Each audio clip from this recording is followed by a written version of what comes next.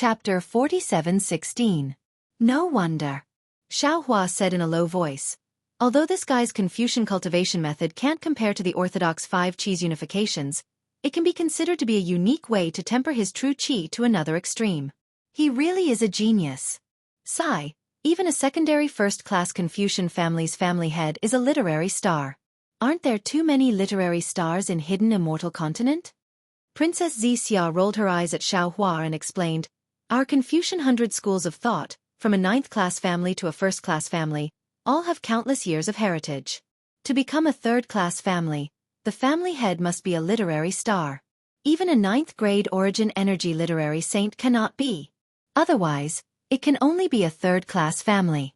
This Duanmu family is a 1st-class family, only below famous families like Confucius and Mencius. Naturally, they also have a lot of heritage. It might take a lot of effort to get a half-saint literary star, but getting a quasi or void saint literary star is not a problem. Xiaohua was somewhat flabbergasted. He asked curiously, this Xiao has seen a half-saint literary star before. It seems that the patriarchs of the 4 great clans are all half-saint literary stars. But what is this quasi-saint literary star and void saint literary star? The sage pen points to the literary star. Sage is the key. Half-saint is naturally half-saint, but that sage is also a real sage, a sage whose name is engraved on the literary star. Quasi-sage is the Confucian cultivator who is second only to the sage and can only engrave their name on the literary star. They can also point to the literary star, but that literary star is an illusion, different from a real literary star. Illusionary divine is the illusion of a real sage. They can also point to the literary song, but this literary song is half a literary song or an incomplete literary song. Hee, I understand now.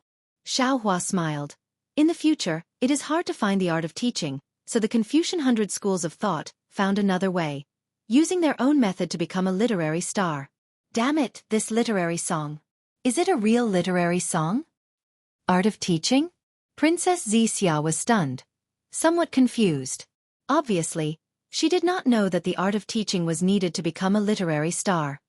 I spilled the beans. Xiaohua suddenly came to a realization and smiled. Let's not talk about this anymore. I keep feeling that doing this is somewhat opportunistic. Sigh, the human race. Princess Xianxia sighed. They just like to take advantage of opportunities and cultivate properly. If they can become a literary star, then they'll be a literary star. If they can't, then they'll just become a literary saint with a 9th-grade origin power. Everyone wants to fight for the title of a literary star and leave their names in history. However, these void saint literary stars and quasi-saint literary stars are recognized by the heavenly court. Oh no! Xiaohua was originally about to mock the heavenly court, but suddenly, his expression changed drastically as he exclaimed, Duanmu Tian is in danger. As he spoke, he took out the Kunlun mirror without hesitation. With a shake of his hand, he sent Princess Xianxia into the Shenhua continent. He even called out, Xin, hide first. Princess Xianxia didn't even have time to reply before she was taken away by Xiaohua. Xiaohua's figure flickered as he teleported into the distance. Thousands of miles away from Xiaohua and Princess Xianxia, there was a continuous valley. The valley's scenery was beautiful, and hundreds of flowers were blooming. Layers of beautiful flowers covered the ground like heavenly weaves. It was truly a paradise on earth. However, at this moment, this beautiful field was completely surrounded by tens of millions of world-exterminating mayflies. These mayflies were densely packed, and the small ones were several inches long while the large ones were thousands of feet long. They were crazily devouring the ground and attacking groups of cultivators. On the ground, more than half of the beautiful scenery had already been devoured. In the sky, millions of cultivators were also in imminent danger. Every moment, there would be miserable screams, and cultivators' corpses would fall with the wind. At this moment, the sun was really scorching hot, like a fireball hanging directly above the valley. However, this bright sunlight couldn't block the dazzling brilliance of the imperial equipment amidst the mayfly swarm. Rumble. From one of the mountain peaks, a massive pillar of boundless energy shot out. Popping sounds could be heard as numerous mayflies, some dozens of meters tall, began to grow larger. However, they couldn't devour the boundless energy, and instead exploded into dust. After the vast chi pillar, A strange thing that was thousands of feet long flew out from a gap between the strange insects. This thing had a human face and a snake's body. Its entire body was crimson red, and there seemed to be the sun and moon revolving between its slightly closed eyes. Wasn't this the torch dragon god demon puppet that the Duanmu family had obtained from the god-fiend blood pool? As soon as this torch dragon god demon puppet appeared, it immediately had a kind of power that was like a stormy sea, and it rushed out in all directions. However, this power didn't rush out for more than a few miles. Wang wang. The whole sky rumbled again, and tens of thousands of mayflies tore through the void and surrounded this power. They even began to devour this seemingly invisible power. GG. From the place where the torch dragon god demon puppet had rushed out, a sharp screeching sound rang out. A huge black shadow followed it like a shadow, chasing after it. A tail that was even more vigorous than a python's pierced into the void, and the hind legs that swept up the shadow ignored the distance between them. With a schwa sound, it had already caught up to the back of the torch dragon god demon puppet. Roar. The torch dragon god demon puppet seemed to have come to life, and it roared furiously. Its huge snake tail stirred up the air in midair, and it smashed towards the black hind legs of the mayfly. Boom! A huge sound rang out, and light splashed in all directions. Not only did the torch dragon god demon puppet break the hind legs of the mayfly, it also punched the mayfly's eyes, and that huge body also rolled in midair. However, it was also at this time that the tip of the tail that had stabbed into the void appeared out of thin air, and it pierced towards the neck of the torch dragon god demon puppet. The tip of the tail was extremely strange. When the torch dragon god demon puppet discovered it, it was already less than 100 feet away. The tip of the tail was so sharp that it had already pierced the surface of the god demon puppet, and layers of wrinkles appeared. Needless to say, if the torch dragon god demon puppet was stabbed, it would definitely suffer a great loss. At this critical moment, the torch dragon god demon puppet's slightly closed eyes opened in the soil. The left eye was a sun, and the right eye was a moon, and at the same time, they emitted a bright light. A golden pillar of light and a silver pillar of light covered the space where the tail was at the same time. Shwa! At the place where the light intersected, the entire space suddenly became strangely still, and that tail actually stopped moving. Taking advantage of this opportunity, the torch dragon god demon puppet's entire body fell from the sky, and smashed into the root of the tail. Boom! The god demon puppet was so hard that even the shell of the mayfly couldn't bear it, and that tail was instantly shattered. It was also at this time that the two pillars of light that had just enveloped the space turned into fireflies, and fell down one after another. GG. That 1,000 feet large mayfly hissed, and its body emitted a dark green and gray mist, and it began to gradually hide in the air. Where do you think you're going? Suddenly, a distorted silhouette of light that was like a piece of paper squeezed out from the encirclement of the strange insects. A furious roar came from the silhouette of light, and then the 10 fingers of 2 giant hands transformed into pillars of light that caught the tumbling 1,000 feet long strange insect. Boom boom boom. The silhouette of light seemed to fill up like a bubble as Duanmu Tianji's child body materialized. The countless pillars of light crashed into his child body, and at the same time, a rosy halo of light passed through his arms and into Fu Yu's body. Wang wang. The strange insect's body suddenly swelled, but in a moment, that mist shrouded it again, and the mayfly's body slowly shrank. Damn it! Duanmu Tianji roared, and a multicolored light appeared on his sub-body. This multicolored light was like clouds, and also like waves.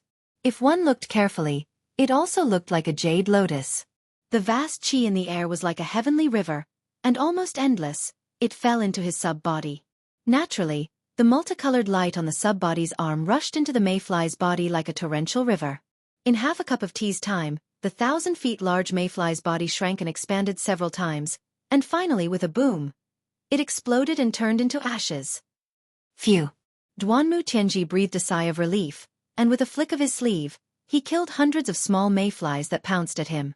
Looking at the torch dragon god demon puppet in the distance, he shouted, "Jianghu, the god demon puppet you refined is indeed not bad. It can actually defeat a 9th grade essence energy strange insect." Reporting to family head. Duanmu Jianghu's voice came from the god demon puppet, and that voice was very arrogant. With this disciple's cultivation, I'm far from being able to unleash the power of this god demon puppet. If you refine it, it can definitely surpass the 9th grade essence energy. I don't care about external things. Duanmu Tianji waved his hand and laughed. Moreover, you're too naive. If it can surpass the 9th grade essence energy, the Immortal Emperor would have already found trouble with my Duanmu family. Hee hee. Duanmu Jianqi laughed mischievously. Even if it can't surpass the 9th grade essence energy, I'm afraid it won't be a problem to conquer the entire hidden immortal continent. Of course, this is also because the strange insect is powerful, otherwise there would be no need to. Before Duanmu Jianqi could finish speaking, Duanmu Tianji's expression changed, and he hurriedly raised his hand and pointed. Quick, Jianqi, there are several thousand feet large mayflies coming out from the void. Duanmu Tianji hadn't even finished speaking. His figure shook, and he transformed into a ray of light that charged towards the swarm of mayflies. However, he hadn't even flown 300 m away when a black shadow that was a few tens of thousands of meters in size suddenly appeared high up in the sky. The black shadow had appeared so suddenly that it seemed as if it had been there since the ancient times. Not good. Seeing that this mayfly was several times larger than the one he just defeated, Duanmu Jianqi knew that things were not good.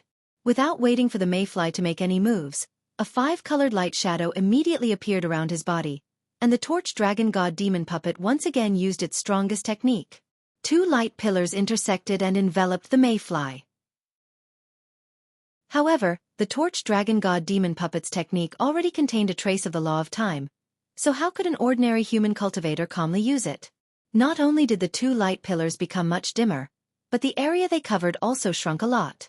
However, even so, it seemed that the several thousand feet large mayfly was still stiff in the sky. Roar! The torch dragon god demon puppet roared and opened its mouth, and a huge amount of noble chi immediately crashed into the mayfly's body. At the same time, the puppet's huge snake tail also fiercely smashed toward one of the mayfly's eyes. The torch dragon god demon puppet's move immediately attracted Duanmu Tianji's attention. Seeing such a powerful aura pressing down like a mountain, Duanmu Tianji was greatly shocked. He couldn't care about the several thousand feet large mayflies under him, and his body suddenly expanded, and his hands reached out to stab into the body of the several thousand feet large mayfly. However, Duanmu Tianji only reached out 1,000 feet, and he hesitated again. After all, it was already difficult for him to kill the several thousand feet large mayfly just now, and he was confident that the true chi in his body wasn't enough to make this several thousand feet large mayfly explode. In a moment, Duanmu Tianji made a decision. He waved his hands, and a dark golden thread of light flew out from his body.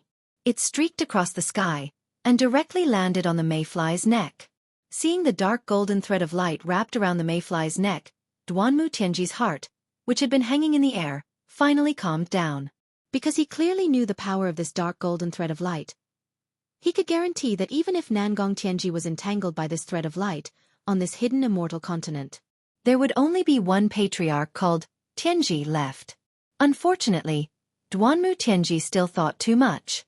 The several thousand feet large mayfly that even Xianxia, the North Star, and the other supremes couldn't deal with, was actually killed by the golden thread of light?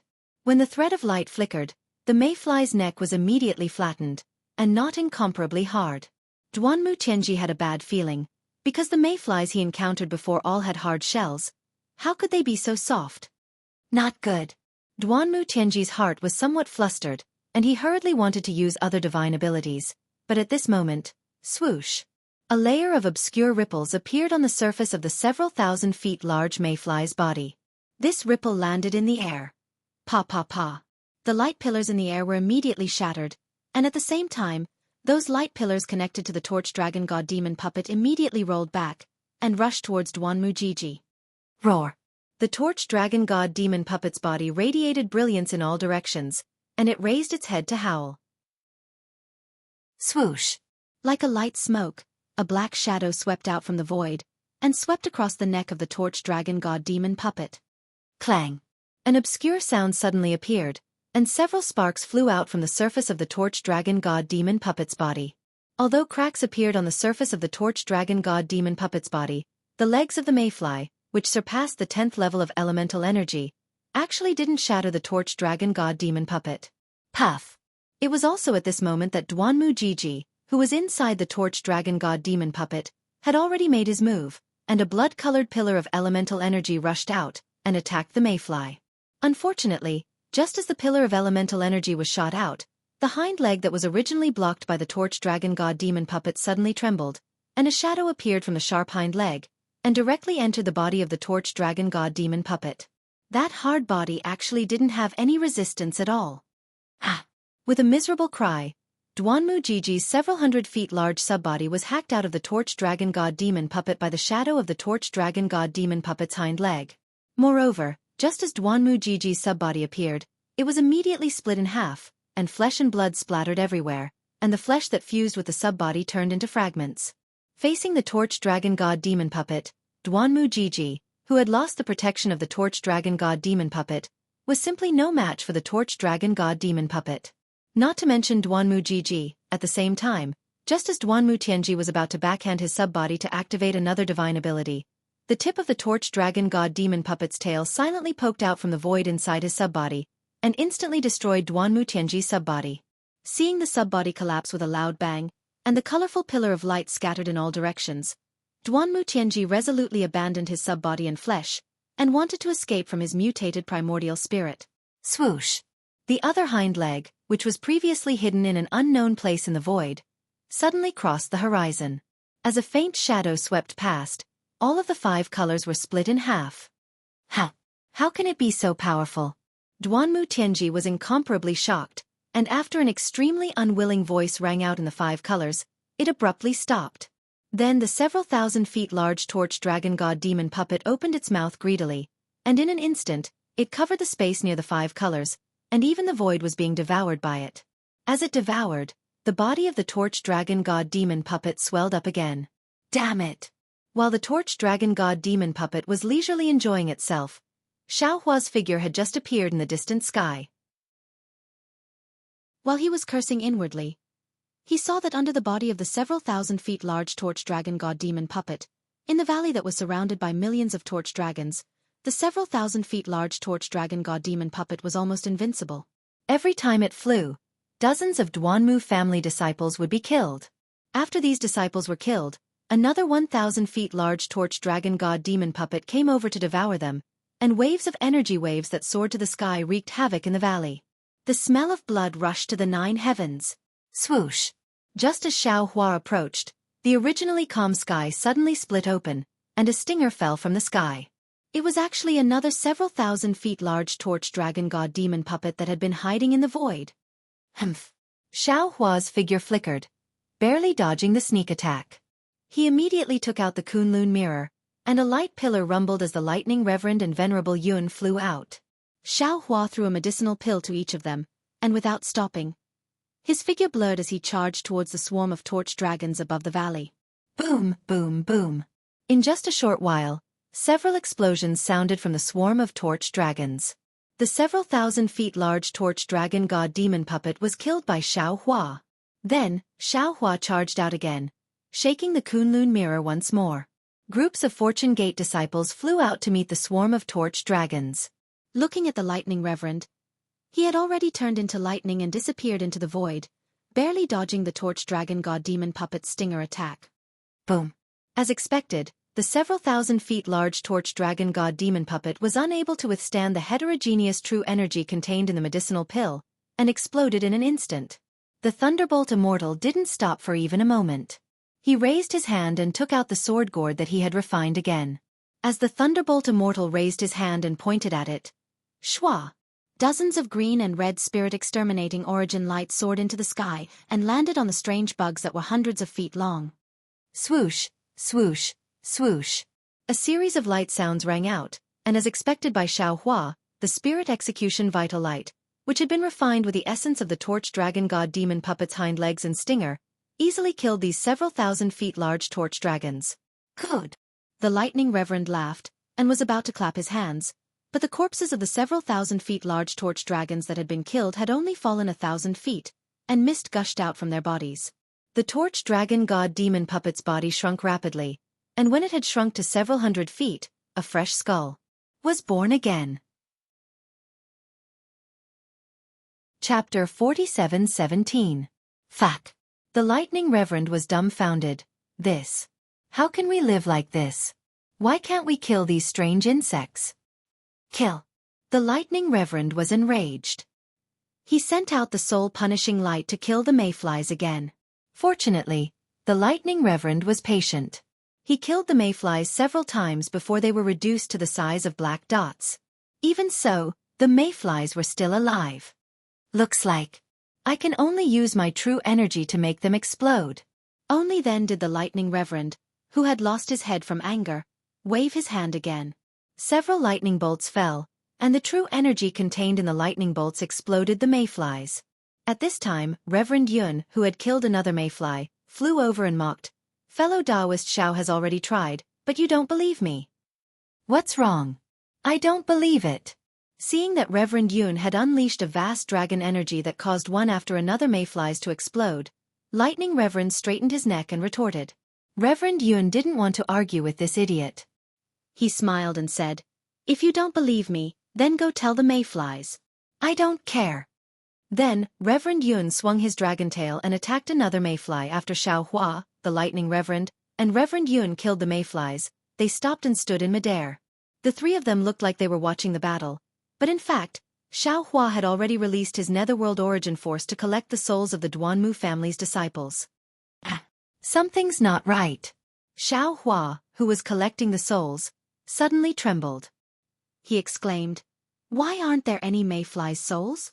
I clearly saw more than a dozen mayflies being killed, but where the netherworld origin force swept over, there was nothing? Could it be that the mayflies don't have souls? Impossible, right?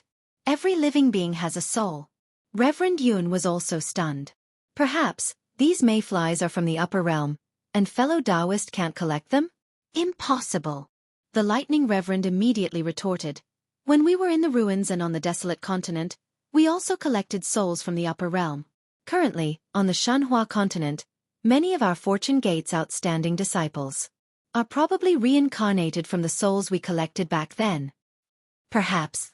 Xiaohua pondered and said, "It's because the mayflies don't have souls, all the living beings they devoured and killed can't enter reincarnation? Ask fellow Taoist Wu to come out and see." The lightning reverend laughed. "True." Xiaohua nodded. "Taoist Wu, ever since he come out, he has been in seclusion. It's time for him to come out." Unfortunately, when Xiaohua's mind entered the space, the witch priest's figure turned into a dark green bone flower. Waves of obscure and strange green seal script appeared around him like flowers blooming and withering. It was obvious that he had reached the key point of cultivation. Taoist to come out. The moment Xiaohua came out, the lightning reverend and Reverend Yun understood. Reverend Yun looked around and said, "Fellow Taoist, if there's nothing else, I will also go cultivate." "I will go too." The lightning reverend was unwilling to be left behind. "If I don't cultivate, I'll be overtaken by that strange thing." The lightning reverend threw the sword gourd to Xiaohua and followed Reverend Yun back to the Shanhua continent. The number of mayflies besieging the Duanmu family was much more than the number of mayflies besieging the High Cloud Side Hall.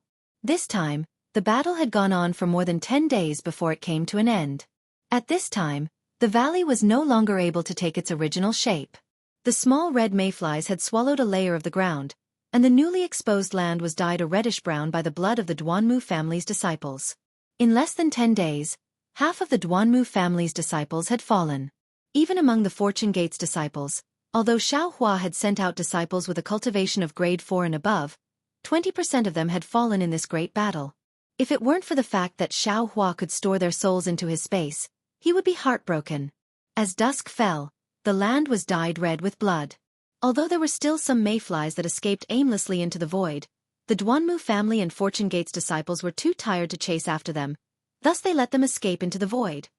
Sigh. Xiaohua's heart ached.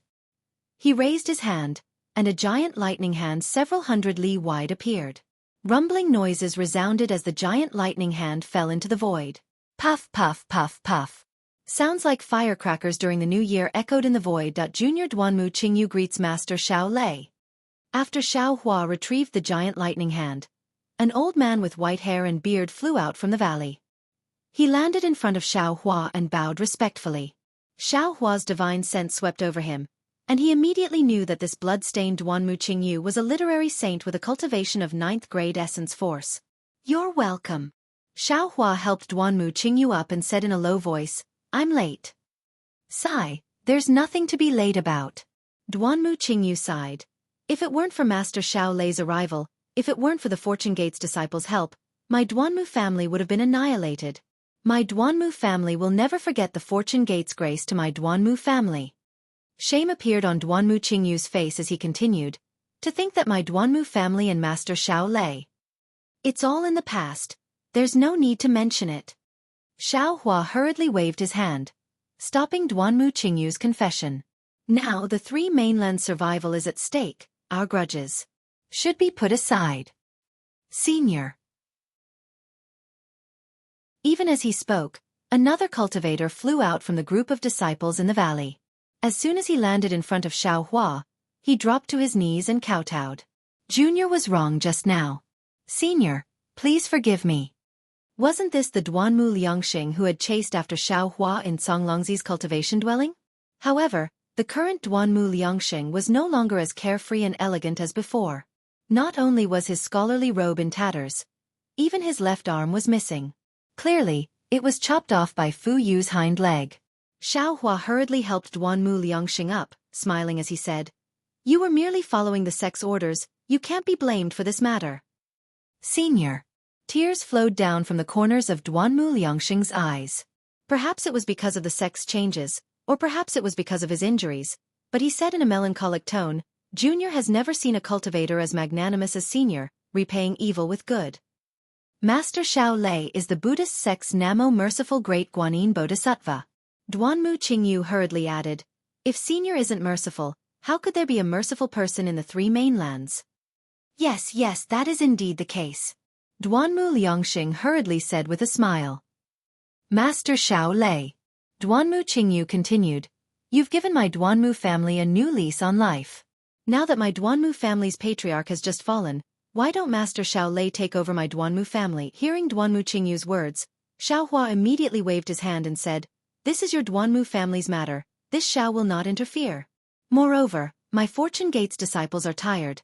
This Xiao Hua still has to bring them back to the West Sea." "Oh right." Xiao Hua reached out and picked up the torch dragon god puppet that had fallen into the valley. He asked, "This Xiao Hua is very interested in this thing. I wonder if your Duanmu family is willing to part with it?" Of course. Duanmu Qingyu didn't even think before saying, "My Duanmu family was saved by Master Xiao Lei. Not to mention a god-demon puppet, even if Master Xiao wants anything from my Duanmu family will give it to him." Hee, many thanks. Xiao Hua put away the torch dragon god puppet and nodded at Duanmu Qingyu and Duanmu Liangxing. "Farewell, Master Xiao Lei." Duanmu Qingyu and Duanmu Liangxing hurriedly bowed to send Xiao Hua off. The group of Duanmu family's disciples also bowed gratefully and shouted in unison, "Farewell, Master Xiao Lei." Although the setting sun dyed the land red with blood, their grateful voices and thoughts penetrated through the blood-red sky and reached Xiao Hua's ears. Seeing that Xiao Hua had left, the Fortune Gate's disciples who were already in formation immediately flew off after him. In less than a cup of tea's time, only the Duanmu family's disciples were left on the valley. AI. Duanmu Qingyu looked at Xiao Hua and the Fortune Gate's experts' backs for a long time and sighed. If there were no mayflies, the hidden Immortal mainland situation would be clear. Now that the mayflies have appeared, who will rule the world in the future? Duanmu Qingyu's last sentence was actually the last sentence in the Four Great Families' demand for Gaochun's return. Duanmu Liangxing's body trembled slightly when he heard it. He understood that the Duanmu family was one of the people who had agreed to surround Immortal Emperor Gaochun at the Longevity Town. However, his gaze swept over the Duanmu family's disciples, and he understood even more clearly that the past was also the past. It was all gone. After flying for half a day, Xiao Hua stopped. The Fortune Gate's disciples behind him also hurriedly lined up and waited. Xiao Hua's expression was complicated as he looked at these Fortune Gate's disciples. An indescribable feeling of regret rose in his heart. He understood in his heart. These Fortune Gate's disciples belonged to the Shenhua continent, and had nothing to do with the three mainlands. What world-extinguishing mayflies, what Taoist and Confucian wars, to them. They were nothing. However, because of themselves, because of the kindness in their hearts that others could not understand, they were forced to get involved. The soaring Dragon Mountain range was like this, Chaomu Cliff was like this, And today's Duanmu family battle was also like this. Although these Fortune Gates disciples lived on the Shenhua continent, Xiaohua felt that they had the right to know and the right to choose. After all, this was not a simple battle, but a life-and-death battle. Those who came out from the Shenhua continent did not have the chance to return alive. In the past 10 days of fierce battle, nearly 20% of the Fortune Gates disciples were killed by the mayflies. This was something Xiaohua had never encountered before. Thus, Xiaohua's gaze swept over the injured Fortune Gates disciples, and he said, "Disciples, you have worked hard, this old man has something to say." Then, Xiaohua explained the current situation on the hidden Immortal mainland, the Fortune Gate situation, and the world-extinguishing mayfly's power in full detail. In the end, he said, "This old man is indeed a little selfish. After all, the 3 mainlands and 4 seas have billions of lives. This old man cannot bear to see them go extinct. Therefore, this old man wants to save the world with my own strength." Unfortunately, the 3 mainlands cannot be compared to the previous. That mainland, this old man's strength was too weak. This old man had no choice but to borrow the strength of my Fortune Gates disciples to bring all of you out from the Kunlun Immortal domain. Sect Master. Before Xiaohua could finish, the several hundred disciples in front of him had already shouted, "We were Fortune Gates disciples in life, and Fortune Gates ghosts in death. Everything we have is given to us by Sect Master. We are willing to follow Sect Master to exterminate the mayflies. We can die without regrets." Xiaohua's eyes were brimming with tears as he looked at these adorable disciples and smiled faintly. In the past, when this old man was alone, it was extremely easy for this old man to say such bold words. But now, this old man has the Fortune Gate, and the people I love, so there are many more concerns. Judging others by my own standards, this old man also knows your situation. Today, this old man has made things clear so that you can make a choice. You have your own lives in the Kunlun Immortal domain on the Shenhua continent, and you also have your own loves and pursuits. This is your own right. This old man will not force you to sacrifice your lives for this old man's interests. Therefore, when you return to the Shenhua continent, convey this old man's words to the Fortune Gates disciples, so that they can understand and make a choice. If you are willing to follow this old man and fight for the unrelated human race, dragon race, and demonic beast race, then be prepared. The next time there is a bloody battle, this old man will invite you out of the Shenhua continent to fight. If you are unwilling, then you can do whatever you like, this old man will not force you. Sect Master. The group of disciples still wanted to speak, but Xiaohua smiled faintly. He took out the Kunlun mirror and sent all of them into his space. Life and death matters were easy to talk about, but extremely difficult to do. Moreover, Xiaohua knew that these eager disciples were sincere in their thoughts, but if they returned to the Shenhua continent and thought about it again, and then discussed with their relatives and friends, there might be a different outcome. After accepting these disciples, Xiaohua pondered for a moment, then invited Princess Xianxia out. Princess Xianxia looked around and hurriedly asked, "Xiaohua, what's the situation?" "The Duanmu family should be crippled." Xiaohua's expression was cautious as he explained the situation. Hearing that Duanmu Tianji had also died, Princess Xianxia frowned slightly. She thought for a moment and said, "Xiaohua, Duanmu Qingyu is right, you should go down. The 100 Confucian Families Foundation is far from what you can imagine. What you saw was only the Duanmu family's superficial casualties. But what about the Duanmu family's private forces? They might not have suffered any losses. Of course, Duanmu Tianji's death really surprised me. Perhaps he was too careless."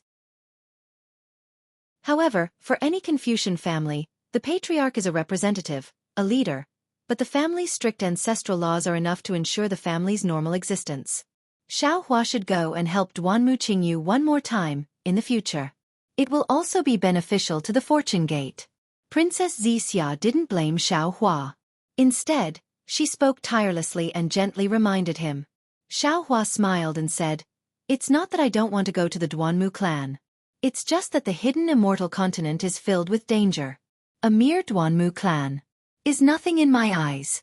Of course, I also admit that I don't know Confucian families as well as you, and I didn't expect that the Duanmu family, which lost so many disciples, might not be damaged.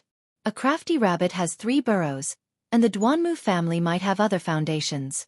However, the crisis is beyond my expectations. I am too lazy to think too much about these trivial matters." A monster bug king surpassing the 9th grade of essence force? Princess Xianxia keenly sensed Xiaohua's misgivings, and asked considerately. That's right. Xiaohua nodded solemnly. Previously, I and the other exalts felt that since it surpassed the 9th grade of essence force, it had already surpassed the laws of heaven and earth of the 3 continents, and it must be a monster bug king. Even if this monster bug king exists, it is extremely rare. In fact, this rare is also our pessimistic thinking. In my opinion, maybe 1 or 2 would be enough. However, from the situation of the Duanmu family's attack today, this monster bug king might be an ordinary monster bug. In the future, it will be normal to see a monster bug king in a swarm of bugs. According to Xiaohua, a monster bug king seems like even His Majesty, the golden-winged great rock, and the Dipankara archaic Buddha are unable to kill it. Princess Xiao's expression changed, and she said in shock, Then wouldn't the 3 continents really have no way to survive? That's right. Xiaohua nodded. As of now, this monster bug king can only be exterminated by this Xiao's pills. This Xiao naturally wouldn't be stingy with these pills, but what if I run out of pills? Then it will only be a hopeless situation. There is no way out to other worlds, and there are no flaws in the immortal formation. The monster bug king. Even the exalts of the various sects are no match for it. Princess Xiao's face turned pale, and she groaned. Our 3 continents have really fallen into a hopeless situation. The hopeless situation is already in front of us, but we haven't fallen into it yet. Xiaohua bit his lips lightly and said, We still have time to think of a solution. From the current situation, for some unknown reason, these mayfly monster bugs haven't attacked us en masse, and instead, they are attacking some blessed lands. His Majesty the Immortal Emperor has already issued an edict, and our human race and monster race have already started to take the initiative to attack. Perhaps we can seize the initiative. What makes this Xiao the happiest is that the mayflies don't seem to be particularly interested in ordinary humans. Unless there are special circumstances, they won't attack ordinary people. Bugs are bugs. Princess Xianxia nodded, and said, They only choose to devour true qi that they are interested in. However, it is precisely because of this blindness that ordinary people are also likely to be accidentally injured. Hearing this, Xiaohua's heart skipped a beat, because when he was in the immortal town, the apocalyptic warning had swept across the sky, and the hidden immortal continent, the Western Paradise, the Thousand Demons Sacred Realm, and the 4 Seas had first received news about the world-destroying mayflies, and many of those news were about ordinary people. However, judging from the recent situation, the number of casualties among ordinary people had decreased again. However, after thinking for a moment, Xiaohua understood that it wasn't that the monster bugs didn't kill ordinary people, but that ordinary people didn't have any means to resist. When the world-destroying mayflies attacked, other than being silently killed, there was no other outcome. It was far less vigorous than when the cultivators resisted the mayflies. Perhaps because of this, Xiaohua and the other cultivators didn't notice. Chapter 47:18. The weak are always at a disadvantage. There's nothing we can do about it. Xiaohua forced a smile. However, he suddenly thought of something and asked, Right, you said that the Duanmu family has 3 boroughs, and this place is only the foundation of their sect. What about the 4 great families? How's the foundation of the 4 great families? How's the foundation of the 4 great families? Princess Xianxia smiled bitterly and shook her head. You can only ask Dongfeng Qianghao, Shimin Zhenzhong, Nangong Tian, and Baiming Cui Qing. Moreover, even Dongfeng Qianghao doesn't know about the Shimin family's foundation. As for their sect, the hidden immortal continent naturally has one. My immortal palace also knows about it. However, both His Majesty and the Empress know that it's only a bluff. Their true foundation is definitely not there. Otherwise, in the Longevity Town, His Majesty was surrounded, the golden-winged great rock was surrounded, and the Dipankara archaic Buddha was surrounded. Why didn't they do anything? On one hand, it was Xiaohua's deterrence. On the other hand, it was the threat of Fu Yu. More importantly, no one knows where the foundation of the 4 great families is. Although the military school occupied the immortal palace and became righteous, all the forces are on the surface, hanging high above the 100 schools of Confucianism. Although the 100 schools of Confucian cultivators and the 4 great clans are the subjects of the Qing clan, they are also in the dark. The forces of Confucian cultivators are really tangled and complicated. Xiaohua couldn't help but sigh. Fighting with the heavens is endless fun. Fighting with the earth is endless fun. Fighting with humans is even more so. Princess Xianxia said uninterestedly, the human race sometimes prefers to fight with humans. I don't care about Confucianism anymore. Xiaohua waved his hand and said, I'm more concerned about how to save the common people. My sect master, cultivators are also humans. Princess Xianxia said with Xiaohua's tone, if you don't save these cultivators, after the cultivators are exterminated, will it be the common people's turn? As long as the cultivators don't die, the common people can be saved. Hee, that's true. My princess is still the best. Xiaohua nodded. Anyone who has the mind of a leader would know. Only you. Princess Xianxia rolled her eyes at Xiaohua and curled her lips. In your heart, you only care about the ordinary people who are looked down upon by others, who are like ants. And to be honest, most of them don't even know who you are. You might be a Mahayana cultivator of the Taoist League and a paragon of the human race, but you're only famous among cultivators. Of the billions of ordinary humans on the hidden Immortal continent and the Western Paradise, less than 20% have heard of your name. When I was young, my family lived in a small village called Lu Town. That village wasn't big and there weren't many people in the village. I lived with my grandmother, father, mother, and 2 older brothers. At that time, my greatest wish was to eat a meal of red braised meat. As far as I knew, the furthest place was Lu Town. Not to mention who was the supreme master of the human race. I didn't even know who was the county magistrate of Lu Town. However, this didn't affect my happy life. Therefore, I don't ask the ordinary people of the 3 continents to know who I am. I also don't need them to worship me like the people of Shao Empire. They have their own lives. As long as they are happy, I am happy. I don't need them to know my name. I hope that I am the son, I am the heir, and let them live without worries. Xiaohua. Princess Xianxia was deeply moved. Only now did she truly understand the man she loved deeply. Only now did she truly understand her own shallowness. Only now did she truly understand the shallowness of the teachings she received in the Immortal Palace. She also truly understood why Xiaohua could become the Namo Great Compassionate Great Guanyin Bodhisattva, and not someone else. Xiaohua shrugged his shoulders confidently and said with a smile, My princess, you don't need to be moved by me. I am just a child of a farmer's family. I only have these superficial pursuits. Princess Xianxia happily hugged Xiaohua's arm and said with a smile, The great Tao is simple. Your superficial pursuit is also the most mysterious happiness in the world. No way, I was just casually talking. Xiaohua said proudly, I can't have such a high level of thinking, right? Of course. How can there not be? Princess Xianxia said with a smile, You are the supreme expert of the human race. Your words. 1,000 people will have 1,000 different interpretations. They will pick out the most noble interpretation. To interpret it. Perhaps what you are thinking is just the most ordinary interpretation. Hee. Then it seems that I will have to speak less in the future. Xiaohua replied. You can in the future, but not now. Princess Xianxia said with a smile. You have to tell me about your childhood. But, Xiaohua said with a bitter smile, my memories are already fragmented and incomplete. Why is that? Princess Xianxia's expression changed greatly.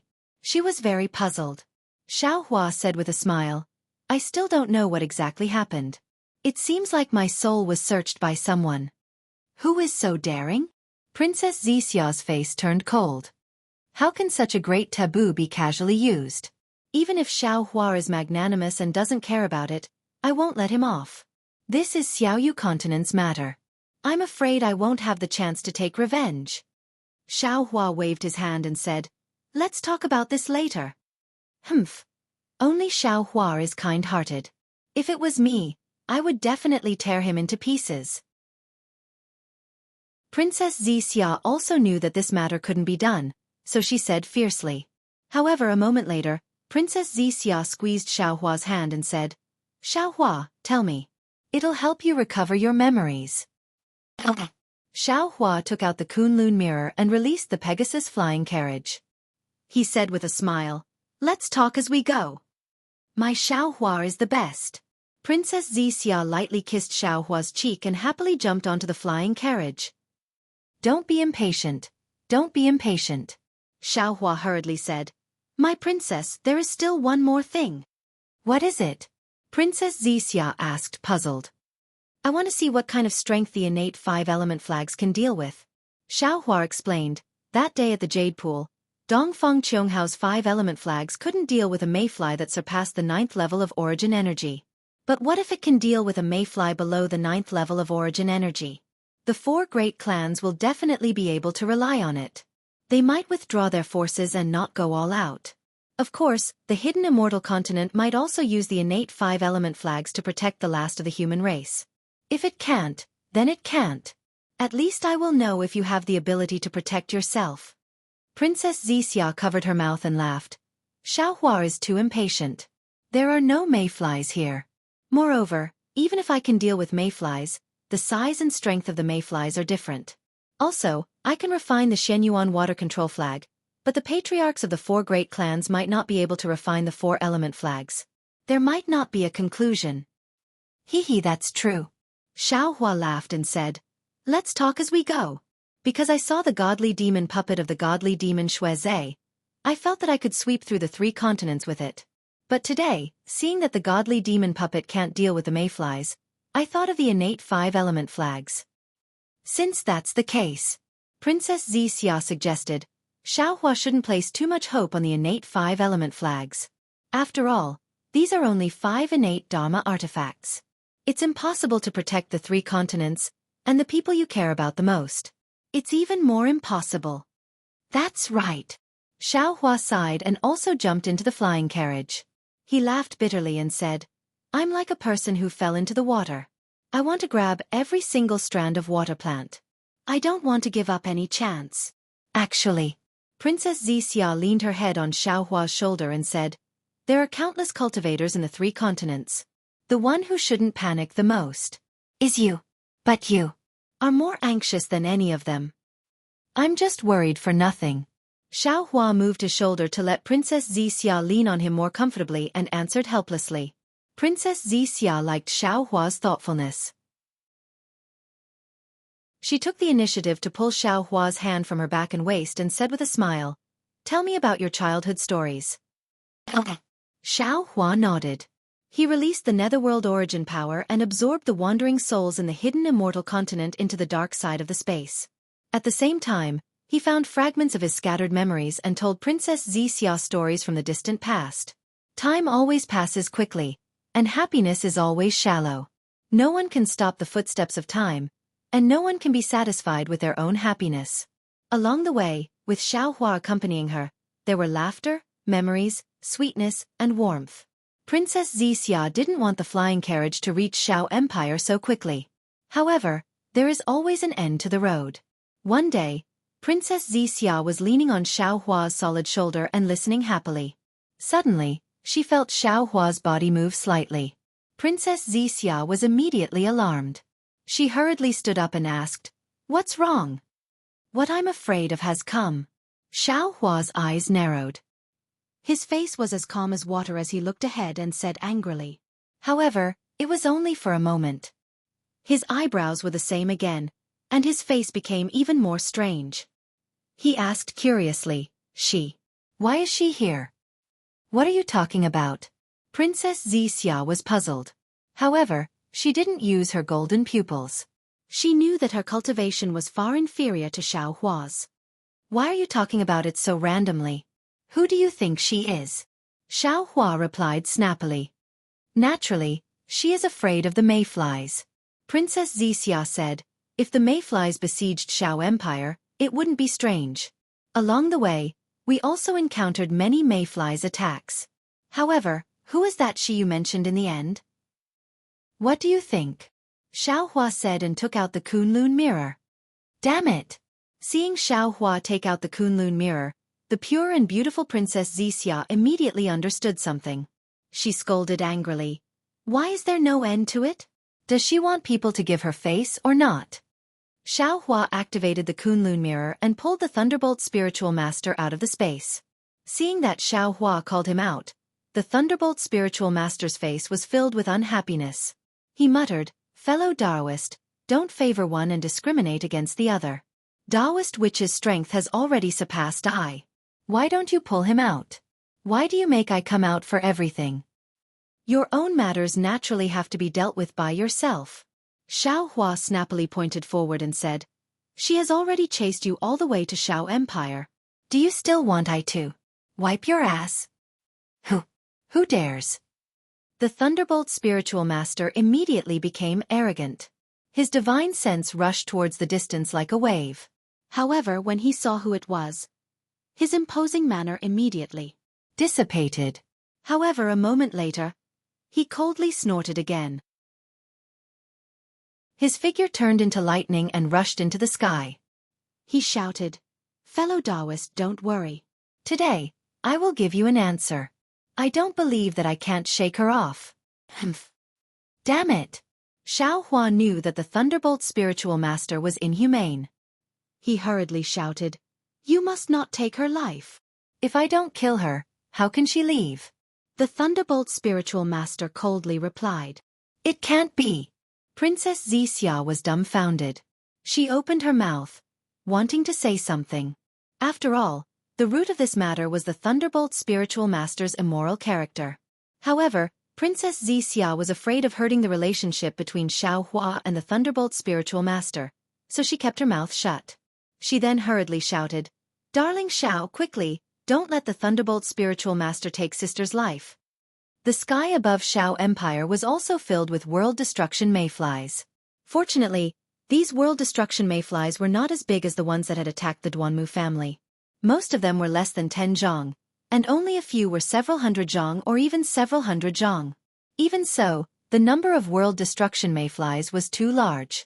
The Fortune Gate disciples guarding Xiao Empire were far from enough to block all the world destruction mayflies. These disciples would fly to the east side to kill the world destruction mayflies, and when the sky was clear, they would immediately fly to the west side to defend. It was a chaotic scene. Fu Jiwen was an inner disciple appointed by Xiaohua to guard Xiao Empire.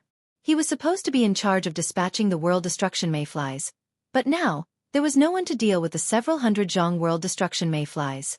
He could only use the small heaven and earth pagoda to deal with the world destruction mayflies. The several hundred zhang world destruction mayflies had the strength of an 8th grade essence force cultivator, similar to Fu Jiwen. Moreover, the surface of the world destruction mayflies was tough, and Fu Jiwen's heaven and earth pagoda could not break through them.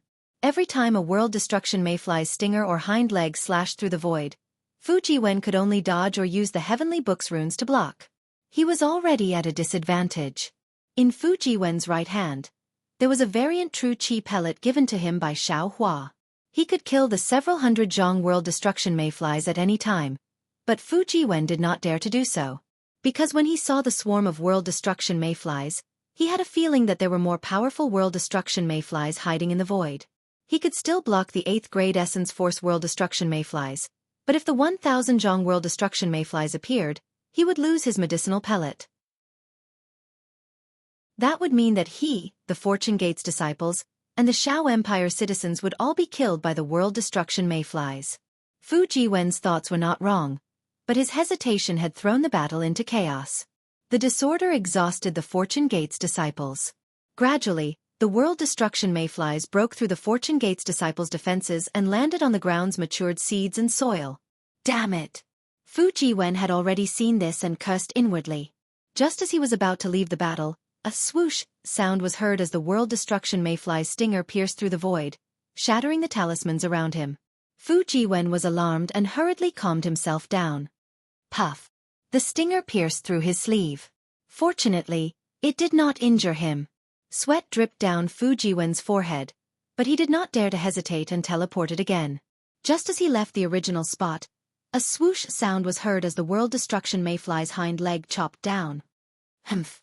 Just as Fu Jiwen was stuck between a rock and a hard place, a cold snort sounded from somewhere in the Xiao Empire. Then, a four-colored cloud rose into the sky, and a beautiful woman in plain clothes flew into the sky under the protection of another beautiful woman. Although this woman was wearing plain clothes, It was unable to conceal her peerless elegance. Her every movement exuded an indescribable elegance and grace.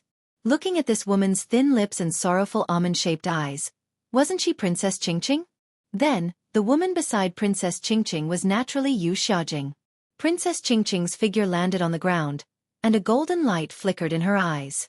She looked at Fu Jiwen for a moment, then called out, "Fu Jiwen, I'm indebted to you for taking me in these past few days. Today, I'll help you." Then, Princess Qingqing shouted, "Fortune Gate's disciples with 7th grade origin energy, listen to my command. Form a long snake formation and increase the distance between each other as much as possible. Make sure that the world destruction mayflies with 6th grade origin energy and below can pass through, and only block the world destruction mayflies with 7th grade origin energy." Princess Qingqing was clearly using the deafening divine ability of a Confucian cultivator. Her voice reverberated in the air above the Shao Empire, as if she was giving orders to every Fortune Gate's disciple. Unfortunately, Princess Qingqing was still Princess Qingqing. Although she had a noble status, none of the Fortune Gate's disciples obeyed her command. Damn it! Princess Qingqing was slightly angered and shouted, "Fu Jiwen, if you don't want the Shao Empire's people to die in the mouths of the world destruction mayflies, then hurry up and follow my command. I know my cultivation is not as good as yours, but I know how to arrange troops. All right." Fu Jiwen thought for a moment as he dodged the world destruction mayflies. He gritted his teeth and said, "Disciples, listen to Princess Qingqing's command." Yes. Receiving the order, the Fortune Gate's disciples with 7th grade origin energy quickly formed a long snake formation, increasing the distance between them and the world destruction mayflies.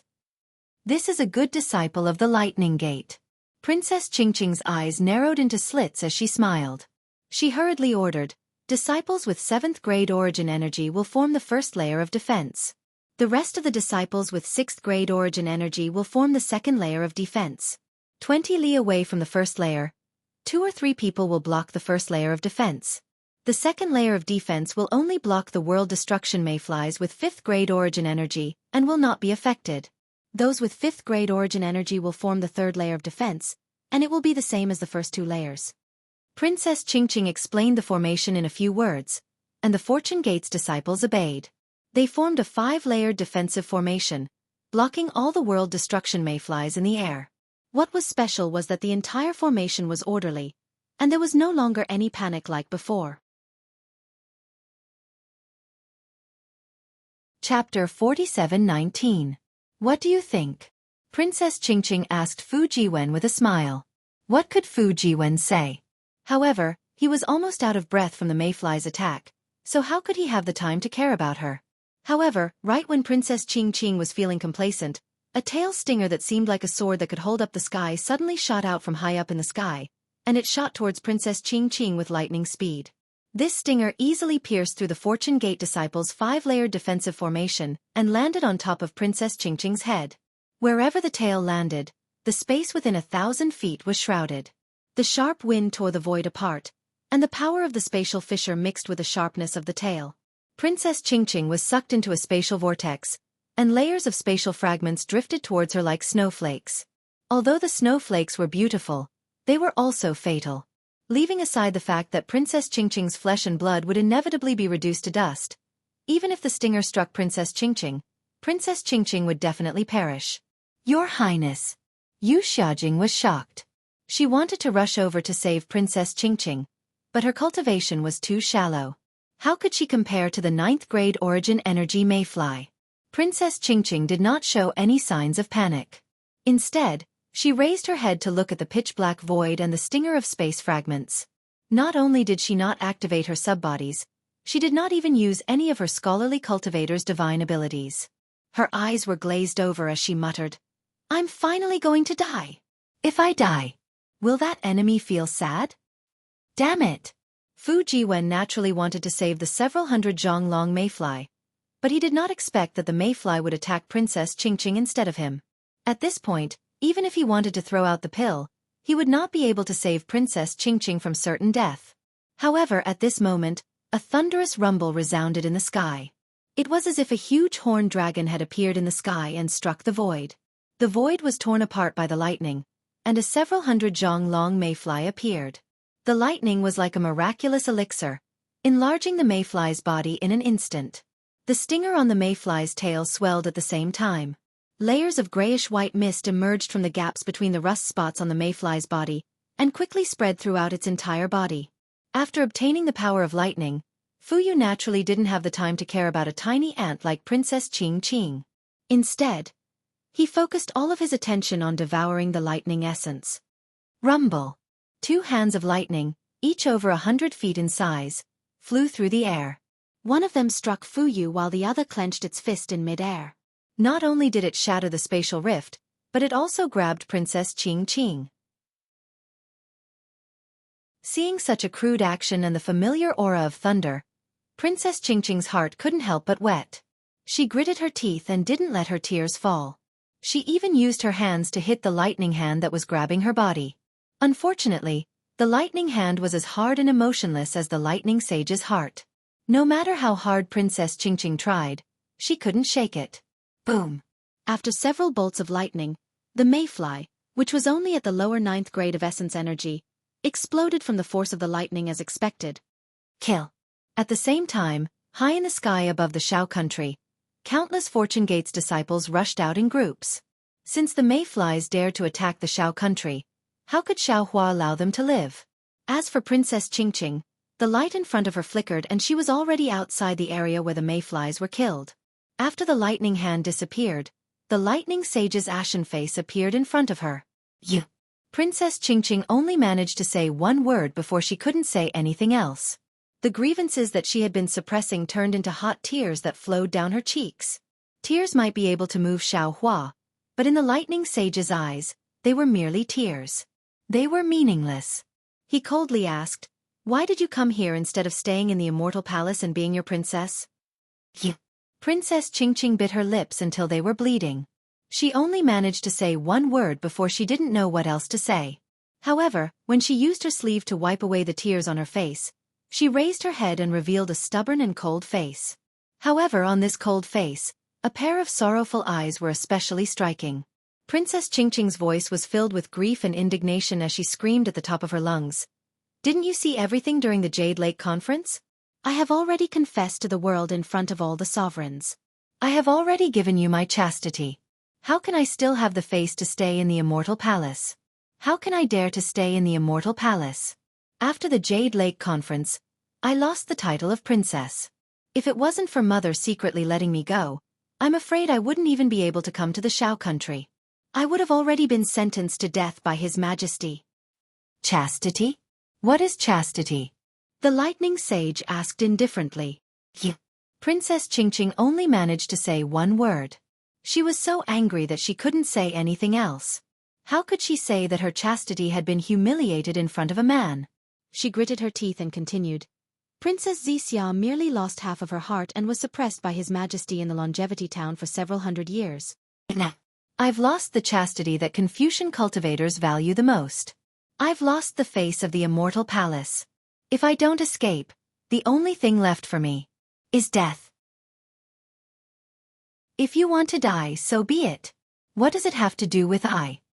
The lightning sage's expression remained unchanged. Princess Xianxia's heart instantly turned cold. She really didn't understand. With such a beautiful appearance, she had to lower herself to beg this person. Although she didn't say it out loud. But did he not understand? Could it be that he was so heartless? I do want to die. Princess Xianxia gritted her teeth and said, "But even if I die, I want to die in front of you. I want to tell you that I'm dying for you. I want you to feel uneasy for the rest of your life. I want you to never forget me for the rest of your life." Hee, impossible. The lightning sage laughed coldly and said, "What's so good about you? How can I not forget you?" You. Princess Xianxia had never met such a heartless man in her life. She was truly speechless. It was as if the word warmth didn't exist in this man's words at all. Lei Ting. Princess Xianxia finally abandoned her strong shell and begged a man for the first time in her life. When this concubine left Jade Lake, Imperial Mother secretly told this concubine to be gentle to men, to be true to men, to be docile to men. But I've always wanted to be strong. I've never known the word gentle. I know I'm not good, but But apart from you, no one else wants me. I don't have a home.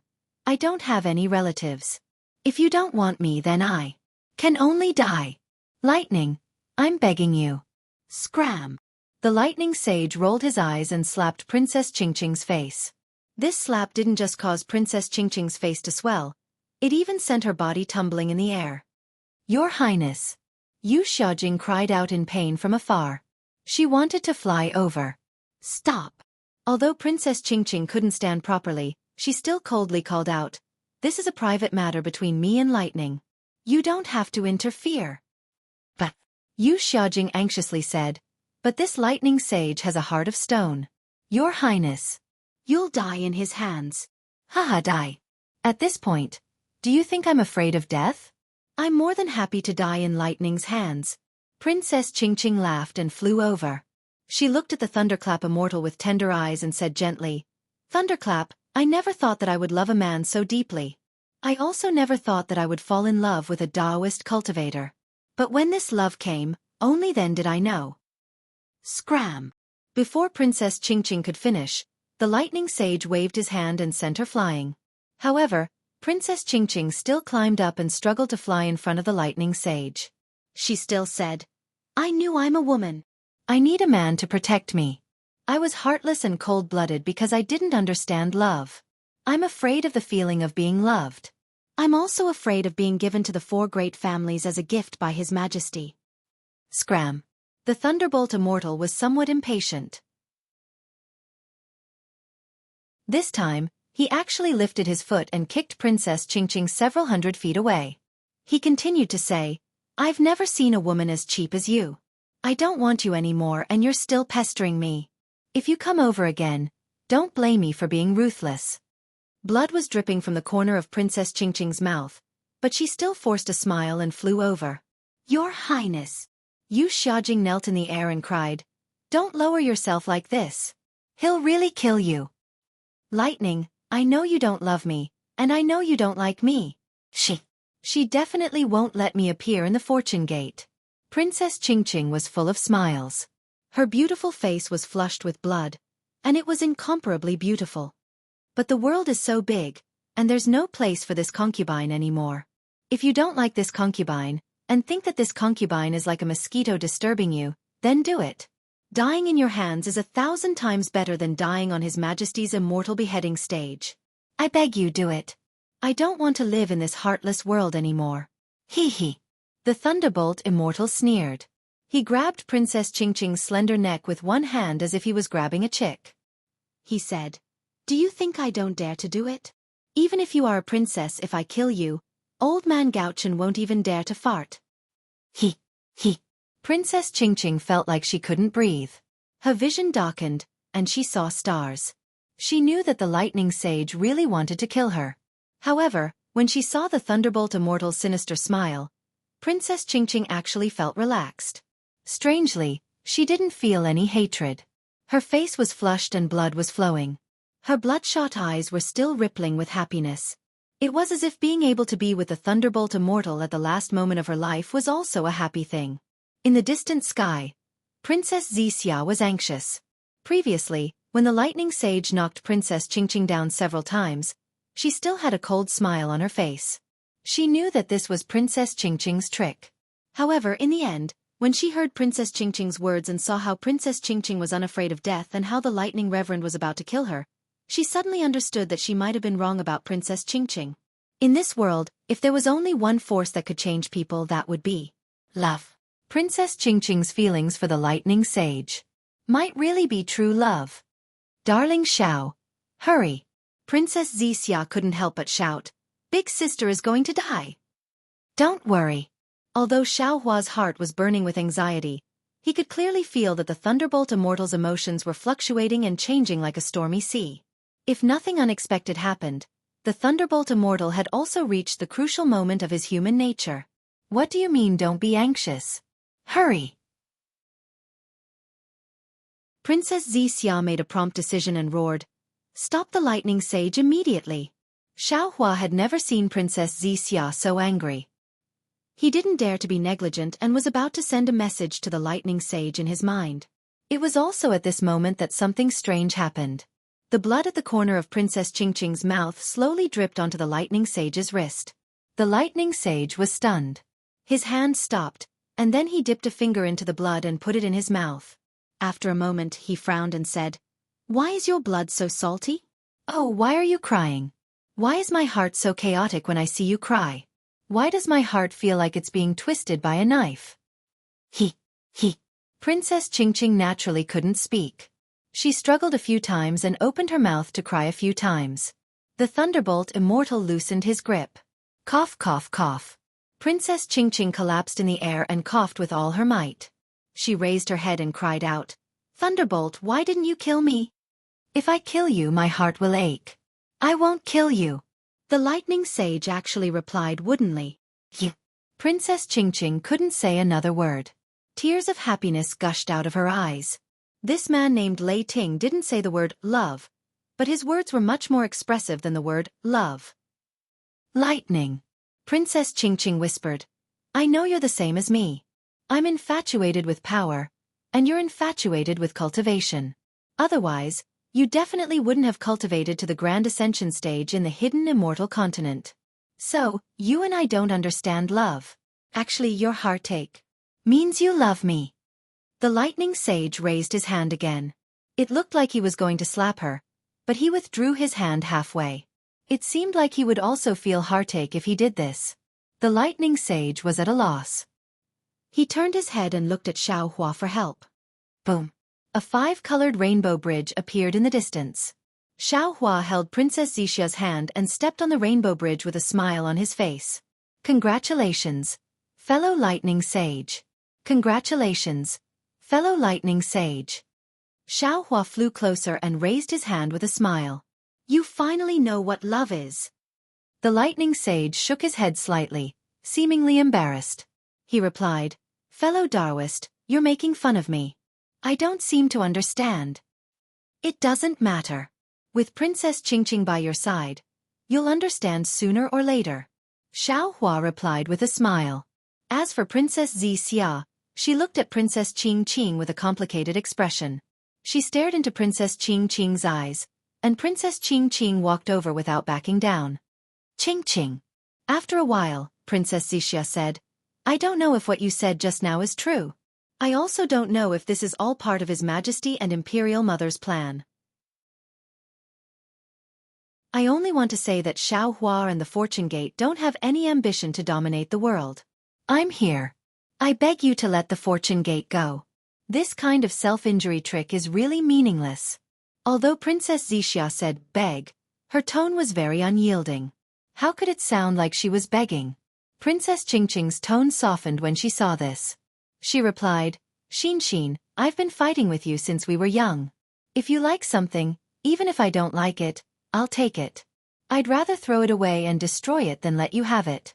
To be honest, I don't regret everything that happened before. I also don't want to apologize to you. However, today, at this moment, I can tell you that I'm sincere. I truly love lightning. I beg you, can you give me a way out? Let me and lightning have some space, some chance?" Princess Xianxia was very helpless. From a woman's intuition, she could feel that Princess Xianxia's words came from the bottom of her heart. There were no lies. However, from her many years of fighting with Princess Xianxia, Princess Xianxia very rationally told herself that Princess Xianxia was definitely not a gentlewoman. How could she easily lower her head? She looked helplessly at Xianxia, then looked at the lightning Taoist whose face was as solemn as a mountain. Her heart was extremely conflicted. However, after a while, Princess Xianxia said, "Since you've said so, Xianxia and I will respect lightning Taoist's choice. At the same time, we also want to see the true love in your heart. However, little sister has to say the ugly words first. If you have any other plans or ideas, I absolutely won't allow it. The Fortune Gate is the Tao Sex Fortune Gate. It is the Fortune Gate of Xianxia, Lightning Taoist, and all of the Fortune Gate's Fortune Gate. The Fortune Gate will not allow Confucian cultivators to meddle with it, nor will it allow any conspiracy to exist. It's just a Fortune Gate. I really don't care about it." Princess Xianxia replied without backing down. "If Lightning Taoist wasn't here, I wouldn't even bother to set foot here. Moreover, You can rest assured that I only want to stay by Lightning Taoist's side. Even if you want me to interfere with the Fortune Gates matters, I won't care. I hope everything you've said is true, Princess Xianxia warned meaningfully. Otherwise, when the time comes, you will definitely regret it. Don't worry, Princess Xianxia. I've already done many things that I regret. At this point, I absolutely won't regret it. Princess Qingqing said as she quietly flew closer to the Lightning Taoist. The Lightning Taoist impatiently said, "Don't come so close, I'm not used to it." Fellow Taoists who like this book, please go to Qidian to subscribe to support.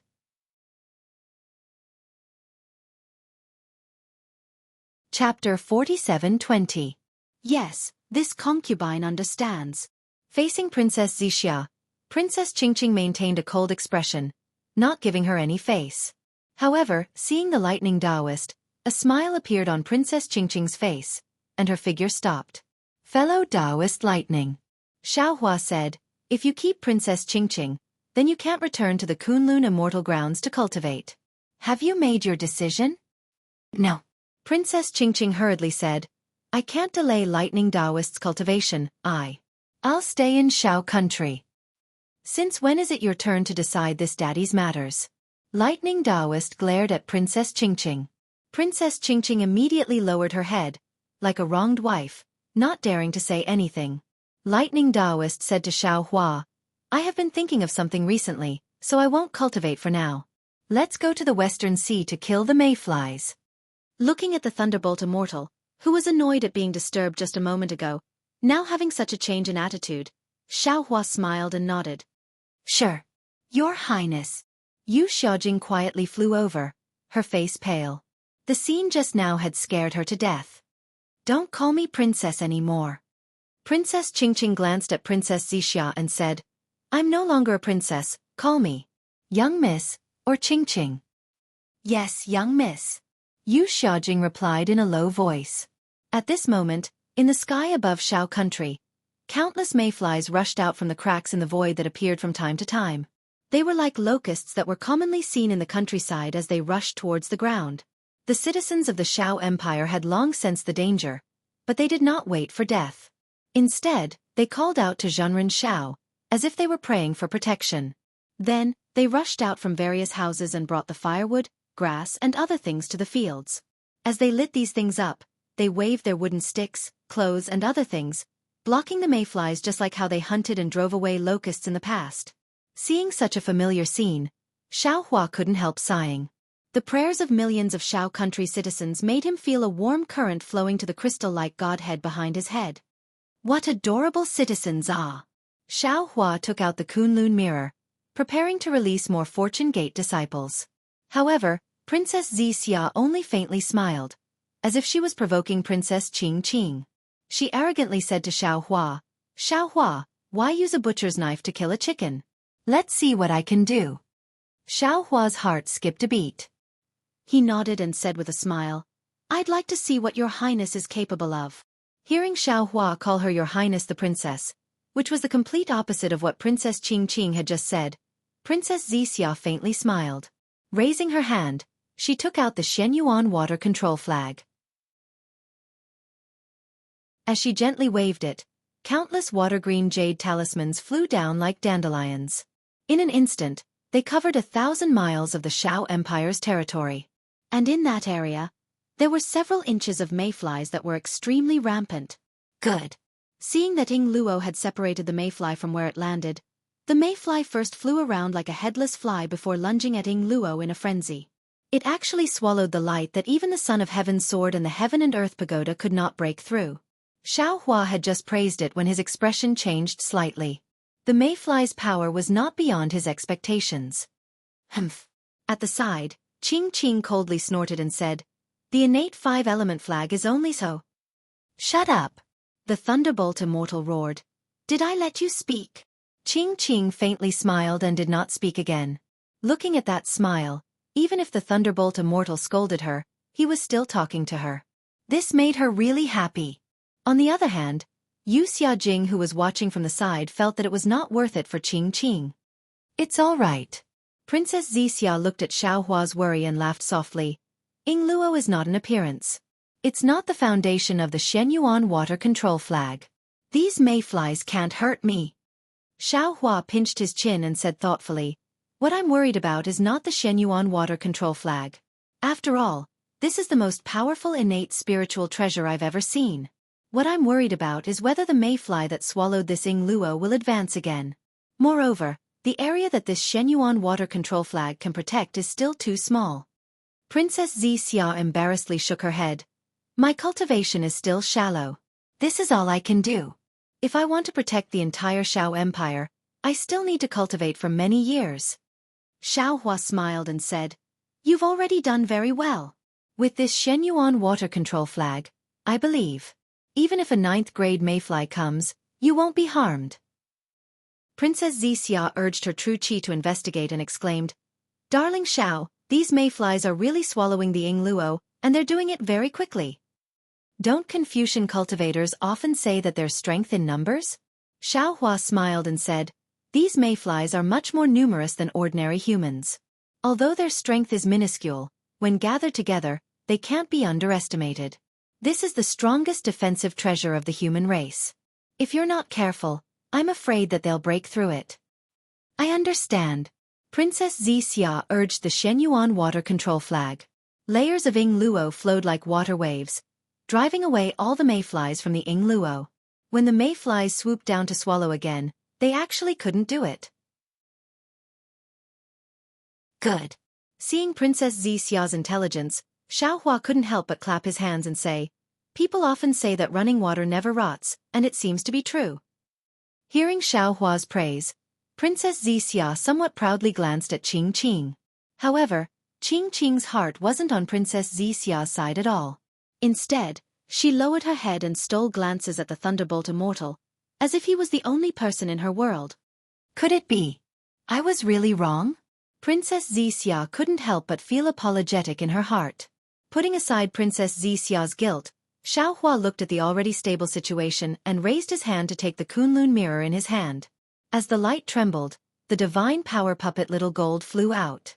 As soon as Little Gold came out, a dragon-shaped phantom rushed into the sky, and even a bit of the world-destroying mayfly's aura appeared. Little Gold, go. Xiaohua waved his hand and said, Kill a few mayflies. Yes, master. Little Gold's voice appeared in Xiaohua's mind. Then, with a flash of golden light, it rushed into the swarm of insects. Little Gold was like a wolf in a flock of sheep. After it flew in, it waved its antennae as if it had seen something, cutting the mayflies in two. It was very brave and fierce. Unfortunately, after a short while, Xiaohua frowned again. Because the mayflies that were cut in two by Little Gold quickly turned back into two low-level mayflies, and they didn't seem to be killed. In other words, Little Gold couldn't really kill the mayflies. Come back, Little Gold. Xiaohua called out in his heart, and he was quite disappointed.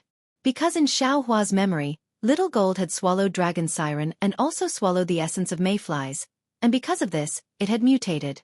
If even it couldn't kill the mayflies, then the other spiritual pets wouldn't be able to either. After Little Gold returned to the space, Xiaohua took out the Iceworm King. The mayflies that Xiaohua had encountered before were all extremely powerful, and he hadn't had the chance to test them out one by one. Now was the perfect time to test out Princess Xianxia's Shenyuan water control flag, as well as these spiritual pets that had been separated by yin and yang. As soon as the Iceworm King appeared, it immediately sealed the space within a radius of several hundred feet. Unfortunately, other than the thumb-sized mayfly that exploded, the other mayflies all rushed to devour the frozen space, and their size even increased. Seeing that his two most powerful spiritual pets were useless, Xiaohua was a little disappointed. I'm afraid it won't work. Xiaohua put the Iceworm King into the space, and then let out Little Thunder and Little Silver.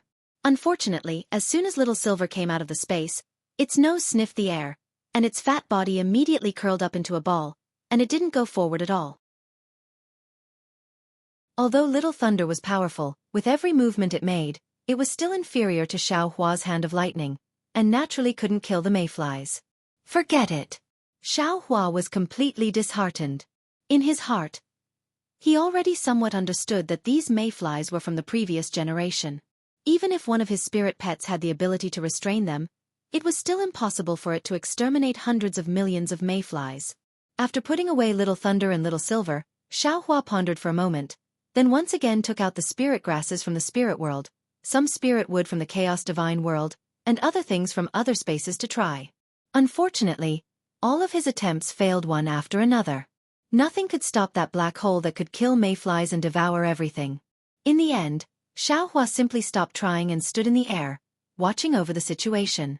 With Xiaohua and the Thunderbolt Master overseeing the situation, and with the support of Shenhua Mainland's Fortune Gates disciples, the mayflies besieging the Xiao country were gradually eliminated. Looking at the mayflies throwing themselves at the ground and the seeds that had already been planted, Xiaohua couldn't help but smile wryly. He clearly knew that his grain seeds must have attracted the attention of the mayflies. Unfortunately, Xiaohua no longer had the chance to regret. If he didn't have these seeds in the past, the Xiao country and the burial Immortal Mainland's common people would have starved to death. Now, the seeds had spread all over the burial Immortal Mainland, and they had become the targets of the mayflies. Several days later, the mayflies were finally exterminated. Fu Jiwen's face was full of shame as he saluted Xiaohua, saying that he had failed Xiaohua's trust. Xiaohua comforted him with a smile. In the face of a great calamity, it was enough to protect the Xiao country's common people's lives. What burden was there to speak of? Xiaohua took out the Kunlun mirror and asked the Thunderbolt Master to recall the Shenhua Mainland's Fortune Gates disciples into the space. He then said to Fu Jiwen, "What do the Xiao country's people say about leaving?" At the mention of this matter, Fu Jiwen answered with a wry smile. "Master, people often say that it's hard to leave one's homeland, and it's true. This disciple has already sent many people to spread the benefits of the Kunlun paradise, but most of them feel that the Xiao country is the paradise of the burial Immortal Mainland, and are unwilling to leave. Moreover, this disciple has also told them how powerful the strange insects are, but they believe that with Master's protection, they will definitely be able to exterminate the strange insects." AI blind trust. Xiaohua suddenly felt the burden on his shoulders become heavier, and he sighed. "Xiaohua, this matter is your fault," Qingqing suddenly said from afar. "Shut up." Before she could finish, the Thunderbolt Master angrily said, "I didn't ask you to speak." Xiaohua was stunned and asked curiously, "What did I do wrong?" Qingqing looked at the Thunderbolt Master, not daring to speak. "Speak." The Thunderbolt Master simply spat out a word. "Yes." Qingqing hurriedly said, "The Xiao country is named after your surname, and these people are also your people. You didn't explain the situation clearly to them, but let your disciple." "What is this?" This kind of matter of showing one's face and winning over people's hearts, anyone would run to the front.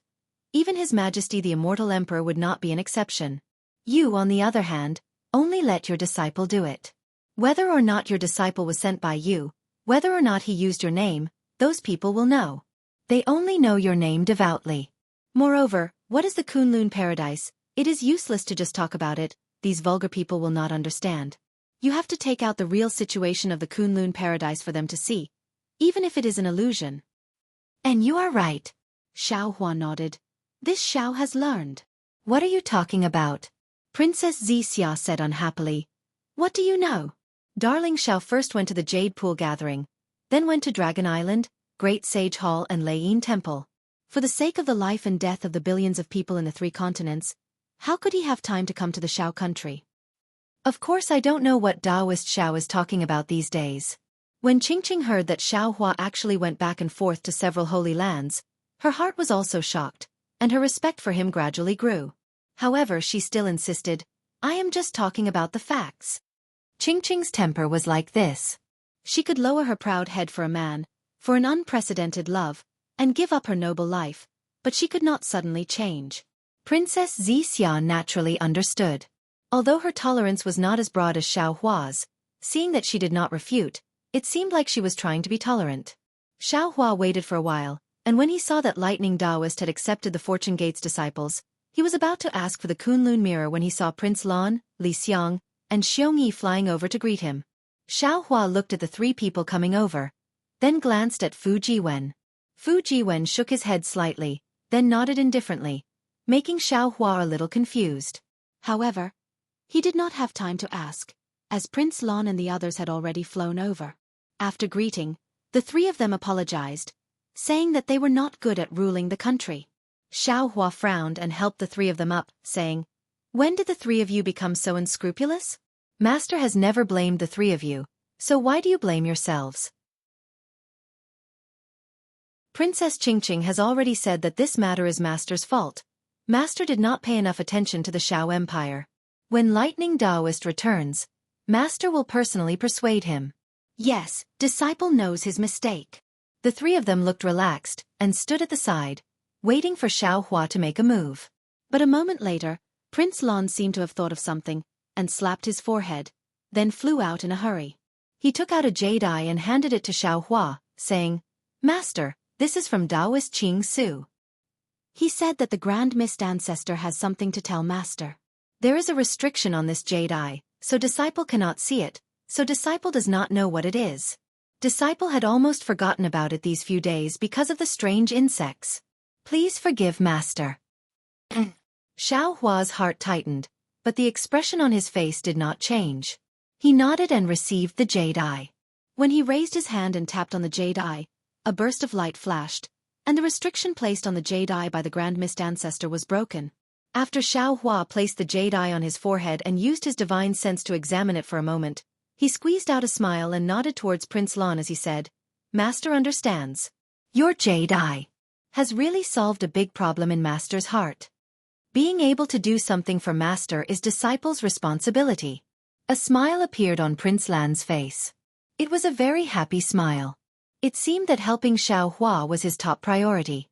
Princess Xianxia naturally did not know about Prince Lan's matter.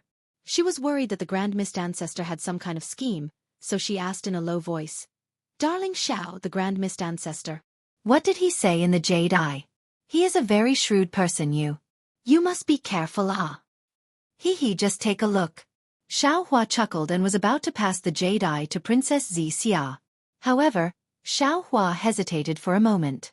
After pondering for a moment, he put away the jade eyes and smiled. It seems like this Xiao is not the only one who is obsessed with the world-exterminating ephemera. As a member of the Tao Gate, the Grand Mist Ancestor is also obsessed with this matter. He has found a way to get rid of the strange insects and has invited this Xiao to discuss it with him. If there is anything, we can discuss it at the Fortune Gate. Why do we have to go to the Sky-Bearing Palace? Princess Xianxia frowned. She did not understand why Xiaohua kept the jade eye and did not want to show it to her. Xiaohua smiled and answered, "I feel that human nature is kind. Even if we scheme and quarrel over trivial matters, we should focus on the important matter. However, in the face of this calamity, the human race must prioritize the overall situation and eliminate the world destruction mayflies. Thus, I choose to believe in fellow Taoist primordial chaos and that he has the humanity of a human." As he spoke, he looked at His Highness Lon and praised, "Your Highness Lon, you've done well. If Master and the Grand Mist Ancestor succeed, you will take the most credit." Disciple does not dare to take credit. Prince Lon hurriedly bowed and said, "Disciple was merely passing on the message. In fact, Taoist Qing Su wanted to pass the jade eye to Senior Brother Fu, but Senior Brother Fu happened to be away, so he passed it to Disciple. It doesn't matter who it is." Xiaohua smiled and said, "Eliminating the world-destroying ephemera is the most important thing." As he spoke, the lightning Taoist had already returned. Xiaohua took the Kunlun mirror and flew into the sky above the Xiao country. He then raised his hand and slapped the top of his head. Boom! Several bolts of lightning shot into the sky, covering the sky within 1,000 li. The Xiao country's citizens had just escaped from the strange insect's attack and were still in a state of shock. Seeing the lightning in the sky again, they trembled with fear. However, when they saw the thunderstorm, which was like a horned dragon, slowly transform into Xiaohua's figure, the crowd of people couldn't help but burst into tears. One after another, they kneeled on the ground and called out, "Taoist Xiao, Taoist Xiao." "My people." Xiaohua's voice is like thunder rumbling in the sky. "I am Taoist Master Xiao.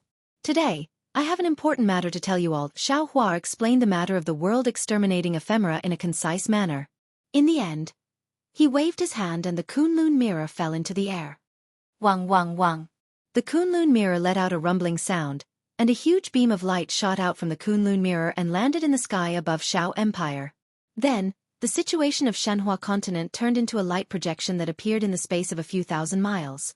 Mountain after mountain, mountain after mountain, piece after piece of fertile land, cluster after cluster of mountain flowers, a peaceful scene of men plowing and women weaving slowly appeared in front of the stunned citizens of Xiao Empire. After a full hour, Xiaohua finally pointed his hand, and the light projection gradually shrunk and disappeared into the Kunlun mirror. Xiaohua smiled and said, "My people, this is the Kunlun wonderland that my disciple told you all about. This place, although it is not as big as the hidden immortal continent, it is definitely bigger than Xiao Empire. This is a magic tool that I carry with me. In other words, once you enter the Kunlun wonderland, you will be by my side. I can protect you all at any time." Now the hidden immortal continent is being attacked by the world-exterminating strange insects, and I have yet to find a way to destroy them. I hope that you all can enter the Kunlun wonderland temporarily to avoid the disaster. After the world-exterminating strange insects are destroyed, I will ask for your opinion. If you all want to stay in the Kunlun wonderland, then you can live and reproduce there. If you still want to return to the hidden immortal continent, then I will send you all back. Don't worry, I will definitely respect your choice. Thank you, Taoist Xiao, for your mercy. We will follow the guidance of Nanwu Merciful Guanyin Bodhisattva. Thank you, Guanyin Bodhisattva, for sending us to the wonderland. The Xiao Empire's citizens no longer had any objections. They all knelt on the ground and kowtowed to the sky to express their gratitude. I still have to go overseas to find a way to kill the world-exterminating strange insects, so I can't stay here for long. Seeing this, Xiaohua added, "I ask my Fortune Gate's second master, Lightning Taoist, to send you all into the Kunlun wonderland." Xiaohua then nodded at Lightning Taoist. Lightning Taoist also transformed into a lightning giant, and with a wave of his hand, the Kunlun mirror appeared in his hand. He said, "I will follow the sect master's orders." Thank you, Taoist Xiao. Thank you, Lightning Taoist. The Xiao Empire citizens thanked him again. All right, you all pack up your belongings. Lightning Taoist said, 10 days later, I will send you all into the Kunlun wonderland. Don't worry, I can take away your houses and belongings. Hearing this, the Xiao Empire citizens were even more delighted. After kowtowing, they hurriedly left. Subsequently, Xiao Hua and Lightning Taoist withdrew their Dharma images and descended. Xiao Hua looked at Lightning Taoist and Qingqing and said, "Fellow Taoist, I still have to rush back to the Western Sea. I'll leave the Xiao Empire to you." N. Lightning Taoist nodded. "Go ahead. I is here. Fu Jiwen, Prince Lan, Li Xiang, Xiong Yi. You all will also assist your martial uncle Lightning in the Xiao Empire." Xiao Hua ordered. Yes, disciple understands. All the disciples bowed. Prince Lan then asked, "Master, if the Xiao Empire citizens are going to the Kunlun wonderland, then what about our Xiao Empire? Are we going to give up? Are we going to give it to Confucian cultivators for nothing?" Fu Jiwen, what do you think? Xiao Hua turned to ask Fu Jiwen. Fu Jiwen thought for a moment and smiled. No matter what, the Xiao Empire is our Fortune Gate's foundation. We've given up on the soaring Dragon Mountain range, but the Xiao Empire can't be given up for the time being. Moreover, didn't Master say so earlier? After the insect plague is over, the Xiao Empire citizens will return. We have to protect their homeland. Not to mention, the world-exterminating strange insects are everywhere. There's no difference between killing them in the West Sea and in the Xiao Empire. Disciple feels that we should stay here. And you're right. Our Fortune Gate's disciples are also setting up transmission arrays all over the hidden immortal mainland. They also need a place to stay, and the Xiao Empire is the best choice. Xiao Hua smiled faintly and raised his hand. Since that's the case, all of you stay here and let your martial uncle Lightning accompany you. Many thanks, Master. Fu Jiwen was overjoyed. With the Lightning Taoist by his side, what kind of strange insects would he be afraid of? Prince Lan was happy and nodded at Xiong Yi and Li Xiang. Xiao Hua didn't stay for long. After exchanging a few words with the Lightning Taoist, he led Princess Xia to the flying carriage and left. However, after flying for several tens of thousands of li, Princess Xia couldn't help asking in a low voice, "Darling Xiao, Grand Mist Ancestor, what method did he find to kill the mayflies?" This concubine is really curious. Hee. Xiaohua sneered and raised his hand to pass the jade eye to Princess Xianxia. Princess Xianxia activated her golden pupils. A golden light appeared in her eyes. That golden light fell on her jade pupils. After a moment, Princess Xianxia cried out in alarm, "How is this possible? Even the Dragon Island, Great Sage Temple, and Thunder Temple said that there's no spatial passage to the outside world in the 3 continents. How did the Grand Mist Ancestor find it?" "Not only that," Xiaohua replied indifferently, "the Rainbow Sea God Seashell, Senior Su, and Fairy Xingyu also said that the 3 continents are strange. The space around them is very tight. If one doesn't enter from the outside world, it's impossible to leave from the inside." Although Fairy Xingyu didn't say it clearly, she vaguely revealed that this might be the reason for the Immortal Array. Even these powerful experts couldn't find the passage, so how could the Grand Mist Ancestor find it? "Oh, that's right. Look further back." Princess Xianxia continued to look, and a puzzled expression appeared on her face. She asked curiously, 10,000 Demon World? Metal, wood, and magnetic? What does that mean? Of course, it's outside the soaring cloud side hall. The Grand Mist Ancestor wanted me to bring him in. Xiaohua explained.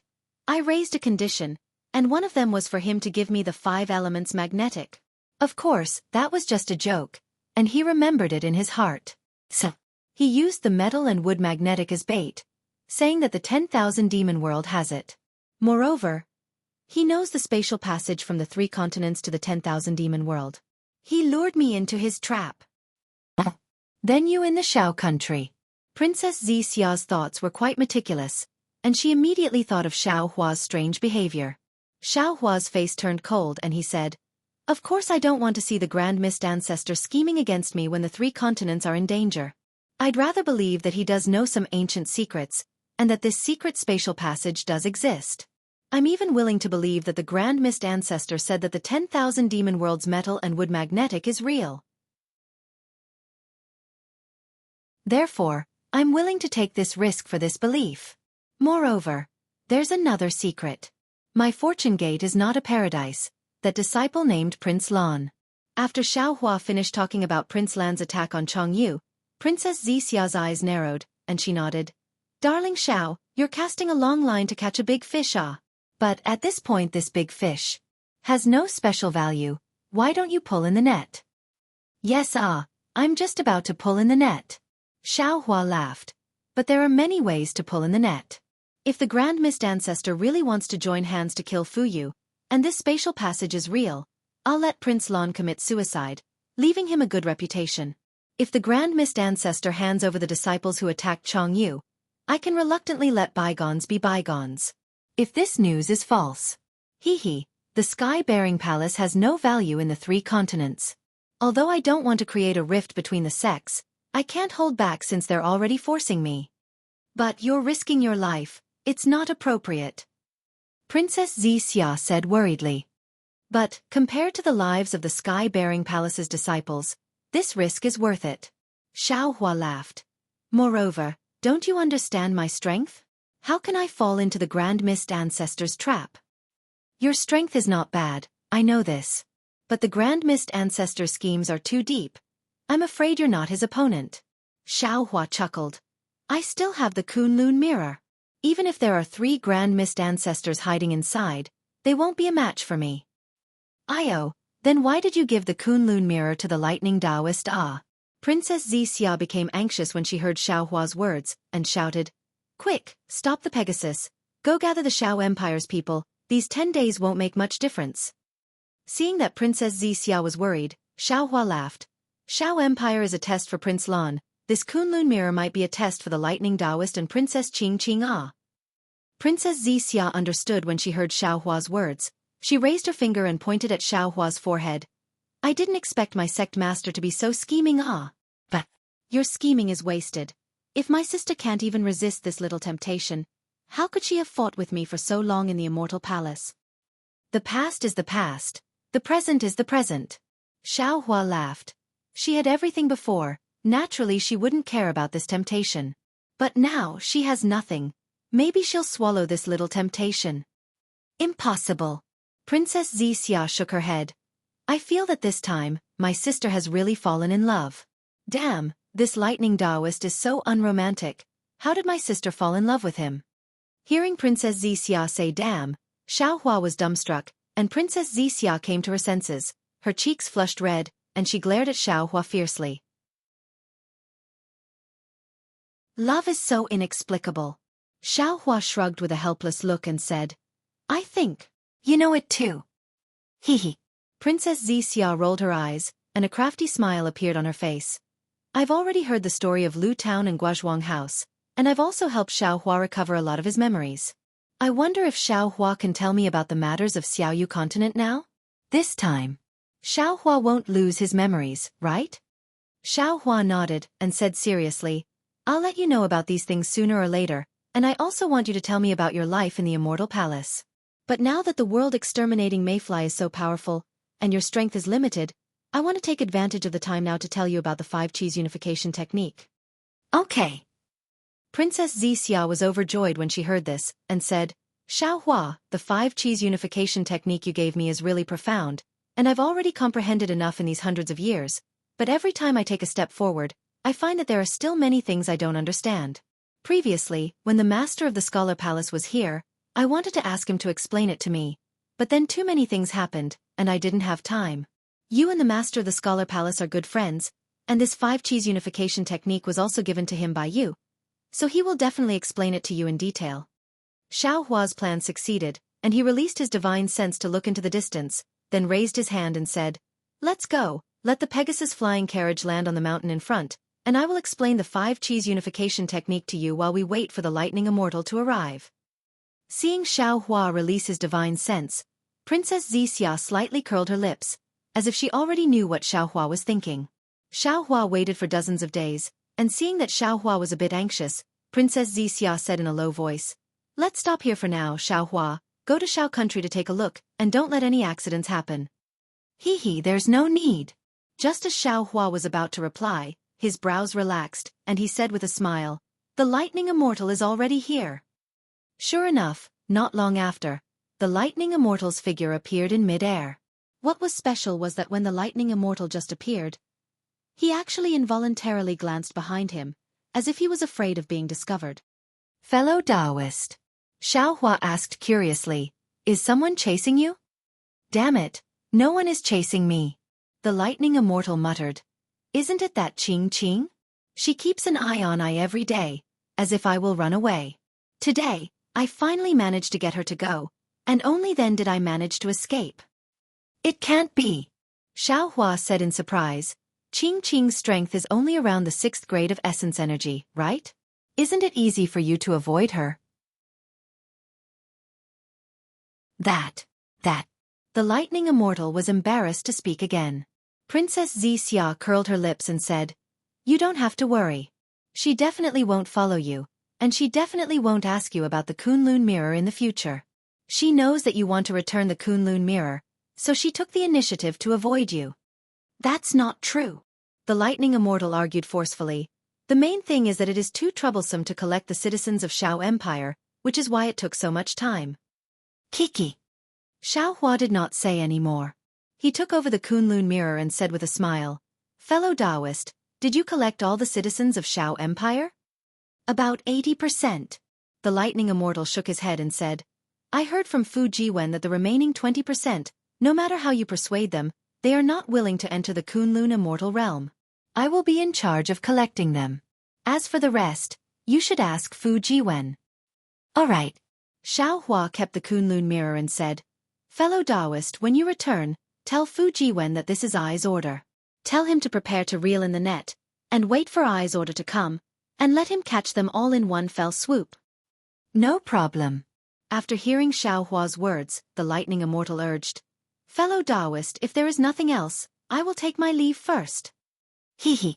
Seeing the lightning immortal acting like a thief, how is this the bearing of a Taoism's Mahayana?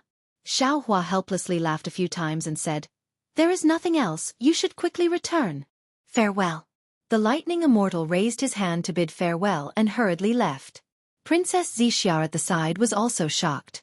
She also looked at Xiaohua in disbelief and asked curiously, Darling Xiao, this lightning immortal. Is he Hee, I'm afraid so. Xiaohua said with a smile. However, this is his matter. You and I should just watch from the sidelines. We can only leave it to fate.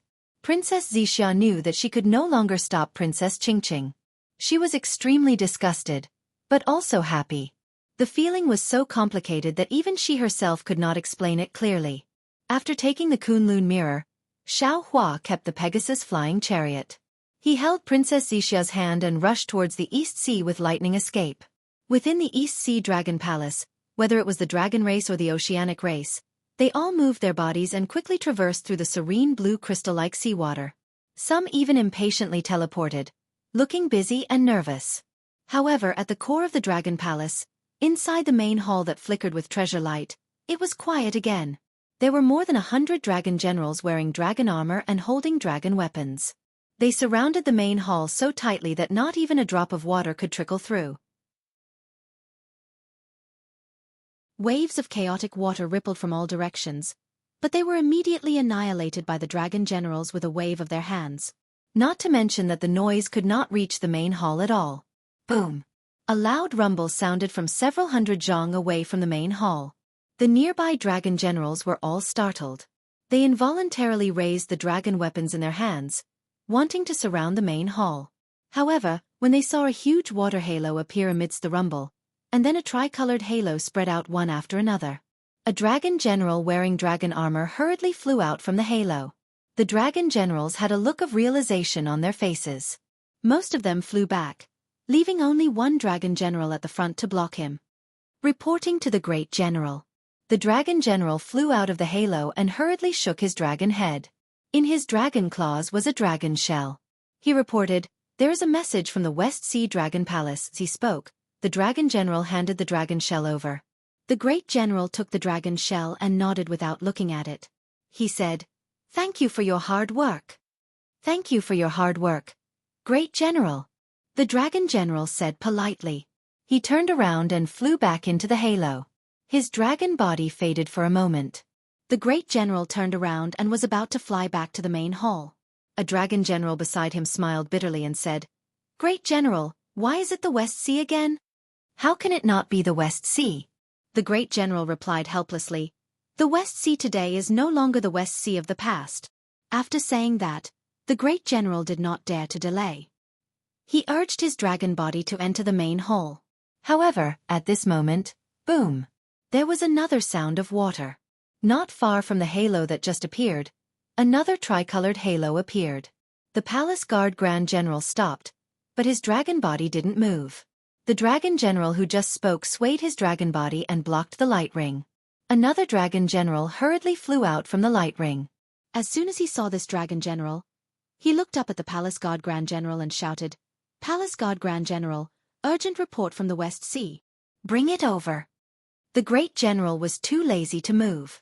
After he gave the order, the dragon general waved his dragon claw, and the long bay in his hand flew into the great general's dragon claw at lightning speed. Then, the dragon general hurriedly returned. Damn the fortune gate. The great general looked at the two dragon shells in the dragon claws and cursed under his breath. Just as he was about to enter the main hall. Fellow Taoists who like this book, please subscribe to it at Qidian. Give it a recommendation vote, collect it, tip it, and thank you for all your support.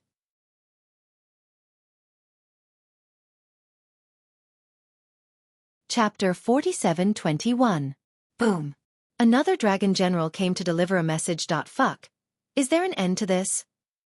The palace general was really angry. He knew very well that any ordinary battle report from the Four Seas would be handled by specialized civil officials of the Dragon Palace. Anything that could be sent directly to the palace could be said to be extremely urgent. These messages were extremely rare.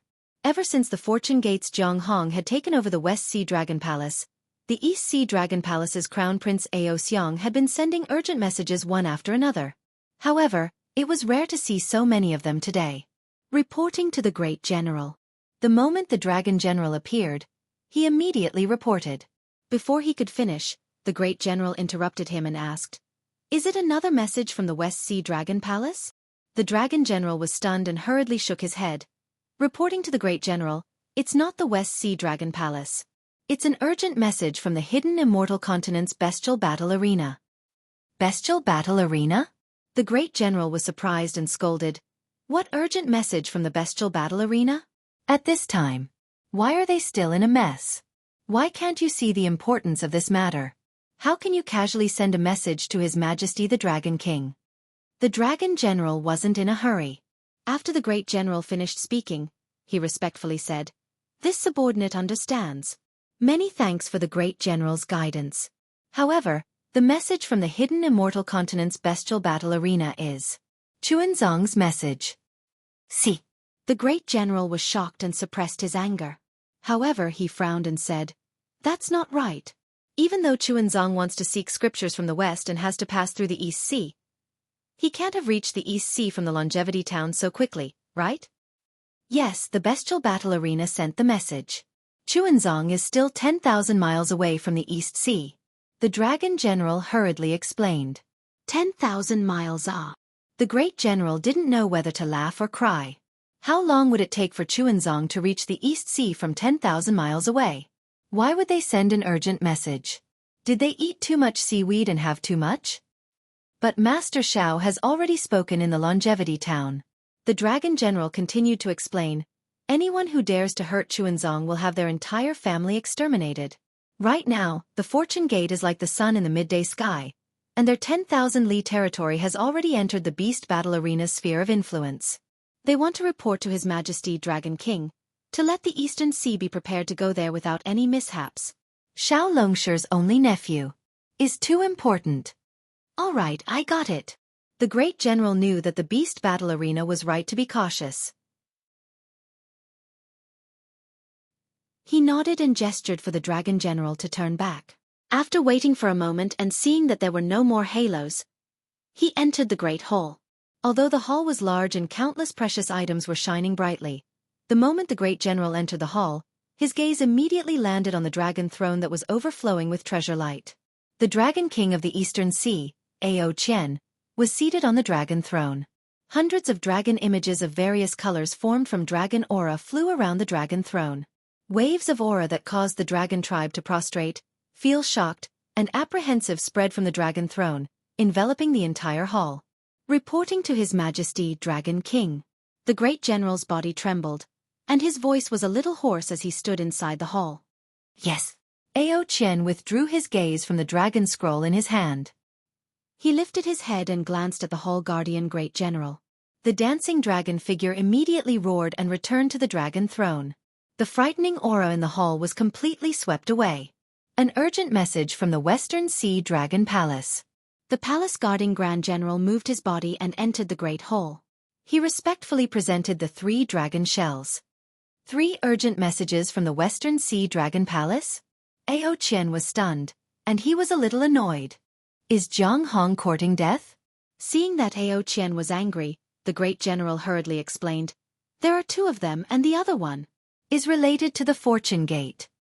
Ao Qian nodded, took the 3 dragon shells, and placed them on the dragon table in front of the dragon throne. Seeing this, the great general turned to leave, but Ao Qian suddenly said, Ao Yuan, do you think Jianghu is causing such a big ruckus in the Western Sea Dragon Palace? This. The great general was stunned for a moment, and then he replied, in this general's opinion, I'm afraid he doesn't know. Oh why? Ao Qian did not pick up the dragon shells, but asked with interest. The great general hurriedly replied, Xiao Longshi is the benevolent Guanyin Bodhisattva.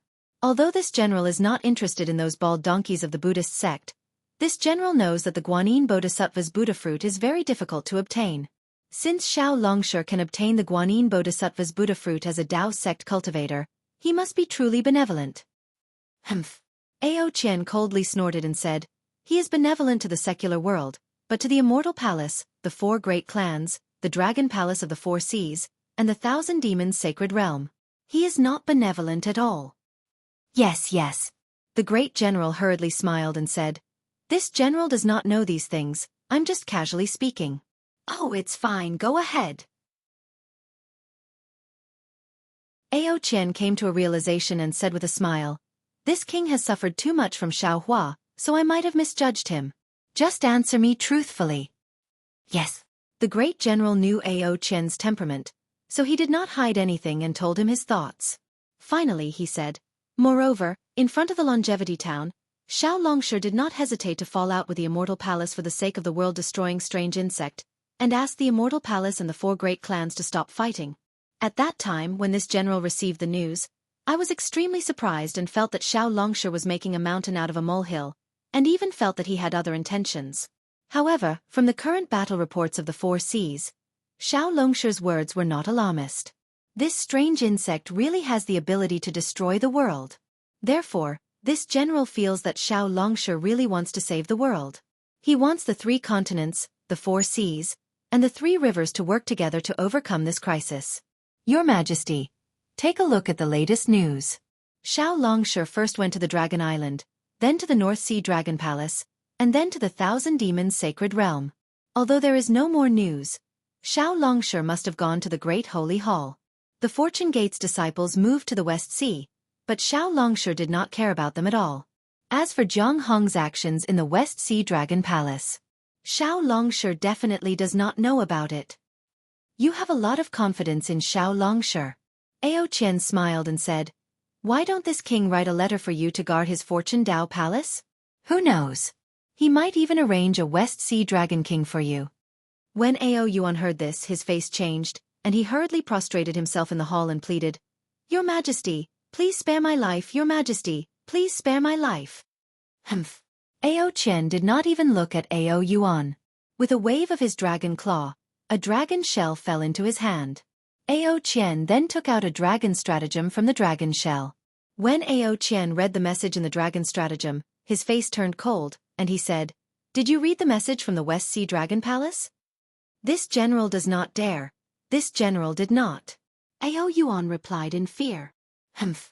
Ao Qian snorted again, as if he was sending a message. Holy Zhang's clans Jing Qing and his wife Ao Xian were involved in the conflict between the West Sea Dragon Palace's 2nd Prince Ao Yu and 3rd Prince Ao Ying. They plotted to kill Ao Yu and Ao Ying, and they deserved to die. However, considering that Ao Yu and Ao Ying were the masterminds, and Jing Qing and Ao Xian were the accomplices, the Saint Jiang clan leader personally came to the West Ocean Dragon Palace to apologize and compensate them. Especially since they were killing the strange insects today, they could preserve some of their strength to resist the strange insects. Jing Qing and Ao Xian also swore a dragon oath that they were willing to fight to the death and kill the strange insects to atone for their sins. The West Sea Dragon Palace's 1st Prince Ao Qian agreed to pardon Jing Qing and Ao Xian temporarily to atone for their crimes. The East Sea Dragon Palace's 1st Prince Ao Xiang seconded the motion, and the Dragon Island's dragon envoy abstained. But the Fortune Gate's Jiang Hong had resolutely refused, insisting on killing Jing Qing and Ao Xian. She had stated that if Jing Qing and Ao Xian were not killed, it would serve as a warning to the other forces that wanted to encroach on the Western Sea Divine Dragon Palace. It would not serve as a deterrent, and if the other forces rebelled, it would affect the Fortune Gate's mission of exterminating the strange insects in the Western Sea, as well as the Fortune Gate's disciples' safety. Therefore, Jing Qing and Ao Xian were killed. Look. Ao Qian threw Long Su onto Ao Yuan's face and said angrily, "This is the disciple of Nanwu Great Merciful Bodhisattva. Without Nanwu Great Merciful Bodhisattva's approval, would Jiang Hong dare to do this? The West Sea Dragon Palace is my Dragon Palace of the 4 seas, not the Heavenly Abode River's Dragon Palace, and not the Fortune Gate's Dragon Palace. The words of my East Sea Dragon Palace's 1st Prince and West Sea Dragon Palace's 1st Prince can't even compare to the words of a Heavenly Abode River's Dragon Clan." Ao Yuan didn't dare to say anything, but he was cursing in his heart. Jing Qing and Ao Xian had plotted to kill Ao Yu and Ao Ying, so they deserved to die. The West Sea Dragon Palace's Crown Prince Ao Qian was weak and couldn't bear to kill his elder sister Ao Xian. Perhaps Ao Qian himself wasn't clean, and the East Sea Dragon Palace's Crown Prince Ao Xiang had other plans in his heart. What Jiang Hong did was fair. It was just that Ao Qian couldn't bear to see the Fortune Gate make a move, so he flew into a rage. Seeing that Ao Yuan didn't dare to say anything, Ao Qian snorted coldly and picked up another Long Su. When he saw Long Su's message, he roared angrily, "Jiang Hong, you're really courting death. Xiao Hua, this king and you are irreconcilable." Ao Yuan's eyes turned rapidly, and he regretted telling Ao Qian the truth in his heart. Sure enough, Ao Qian threw Long Su onto Ao Yuan's face again and roared, "Read it with this king." "Yes, your majesty." Ao Yuan picked up Long Su and looked at it. There was a complicated expression on his ugly dragon face as he read it word by word. After Jing Qing and Ao Xian were killed, the rest of the dragon clan were sent back. The West Sea Dragon Palace's crown prince Ao Qian was afraid of chaos in the West Sea, so he had sent the second crown prince, third crown prince, fourth crown prince, and seventh crown prince to patrol the West Sea. Now that there was a mistake, Ao Qian recalled the other crown princes and ordered the patrolling general to appoint 8 inspectors to patrol the sea. This was originally the West Sea Dragon Palace's internal affairs, but Fortune Gate's Jianghu requested that the West Sea Inspector's patrol area be reduced to 800,000 li radius around the West Sea Dragon Palace, and the rest of the sea be patrolled by Fortune Gate's disciples. Jianghu's suggestion was rejected by the East Sea Dragon Palace's Crown Prince Ao Xiang, West Sea Dragon Palace's Crown Prince Ao Qian, and the Dragon Island's Dragon Envoy abstained. Reading until here, Ao Yuan was puzzled. He raised his head and looked at Ao Qian. Ao Qian sneered. "What's wrong? Continue reading." "Yes." Ao Yuan shuddered and continued reading. Proposal rejected, Jianghu sneered. At this time, bad news came from the south and east of the West Sea. In the east of the West Sea, strange insects attacked, killing 2 West Sea inspectors. In the south of the West Sea, the Saint River Dragon tribe encountered the West Sea patrolling sea tribe, exterminated 20,000 West Sea tribe members, and fled to the South Sea. Continue reading. Continue reading. Ao Qian impatiently swung his dragon tail, shattering a giant coral in the hall as he snarled.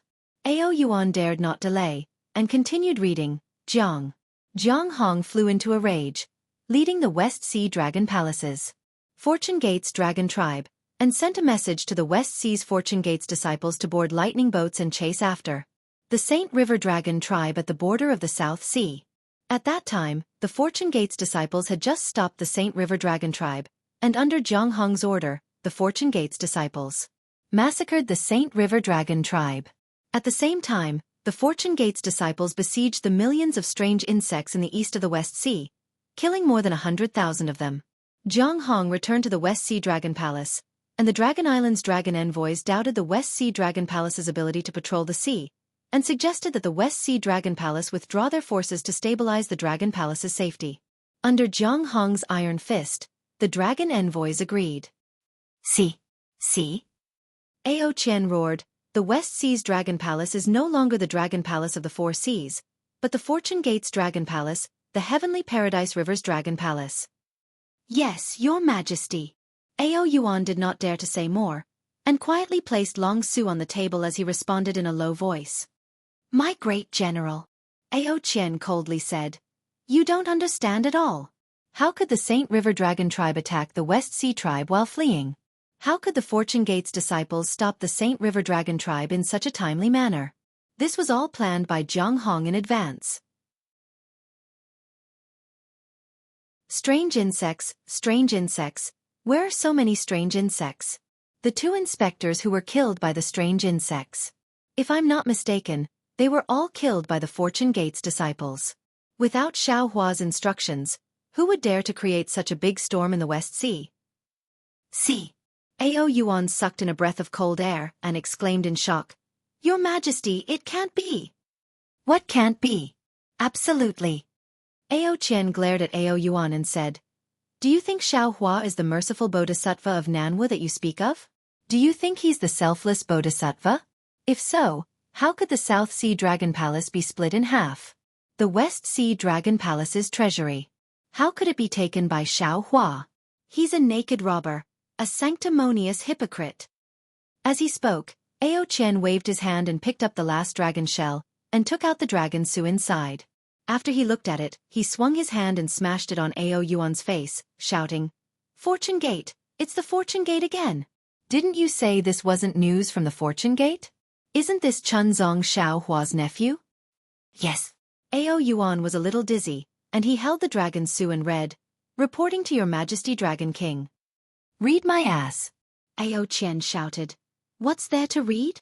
After this damned traitor obtained the Thunder Sound Temple's Buddha fruit, he actually slapped the Mahavairakana Buddha Lord. If he didn't have such a good uncle, he would have been slapped to death by the Dipankara archaic Buddha Lord. Seeking scriptures from the West. Seeking scriptures from the West. Why would he go to the West Sea's peak to obtain scriptures? He's a spy planted by Xianxia in the Buddhism gate. He wants. This king understands now. No wonder Xianxia wanted to place the Fortune Gates Foundation in the West Sea. So, he wanted Chunzong to go to the Fortune Dao Palace to obtain scriptures. He wants to become the Mahavairakana Buddha Lord. No, it can't be. Ao Yuan said in disbelief. Xianxia himself is the Nanwu merciful Bodhisattva of Nanwu. How could he become the current Buddha Lord? Moreover, how could the current Buddha Lord change hands?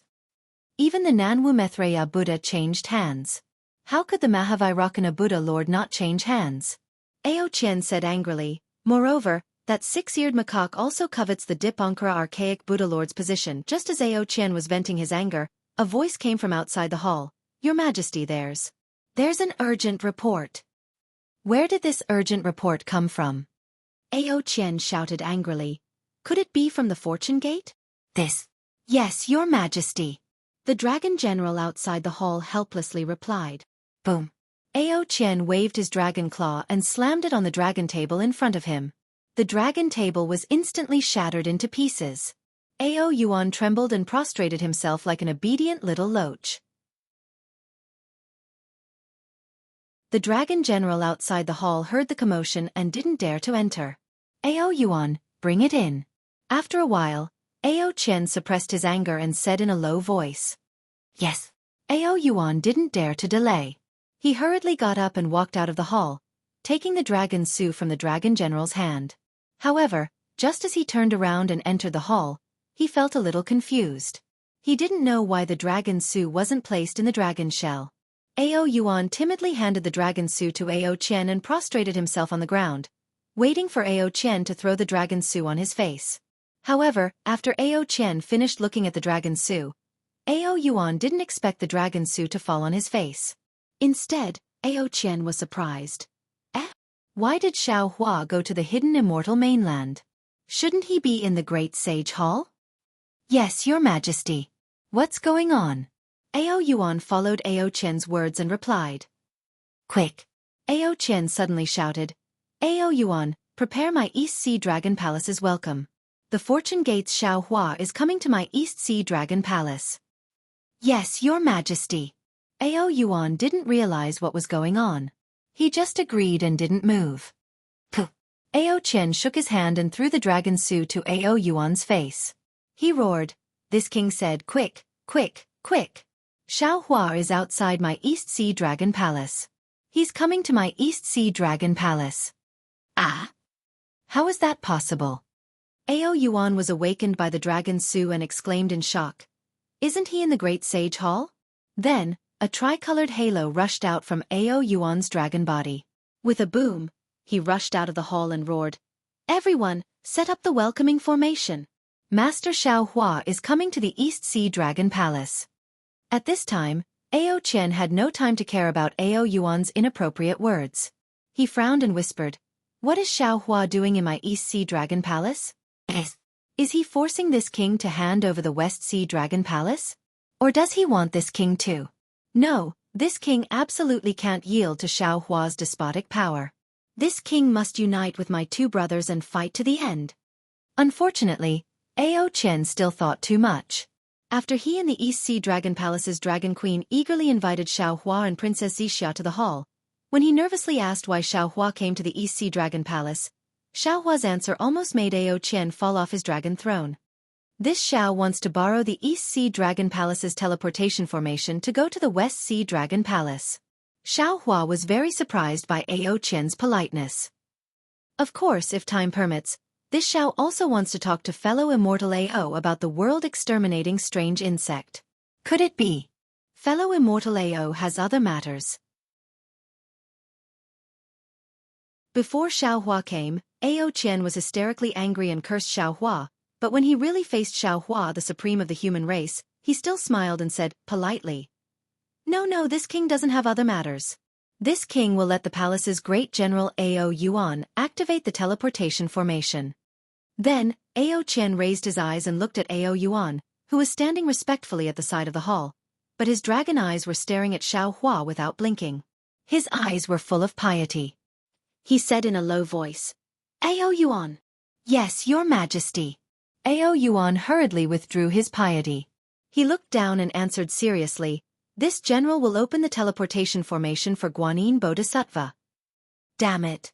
Ao Qian didn't know whether to laugh or cry.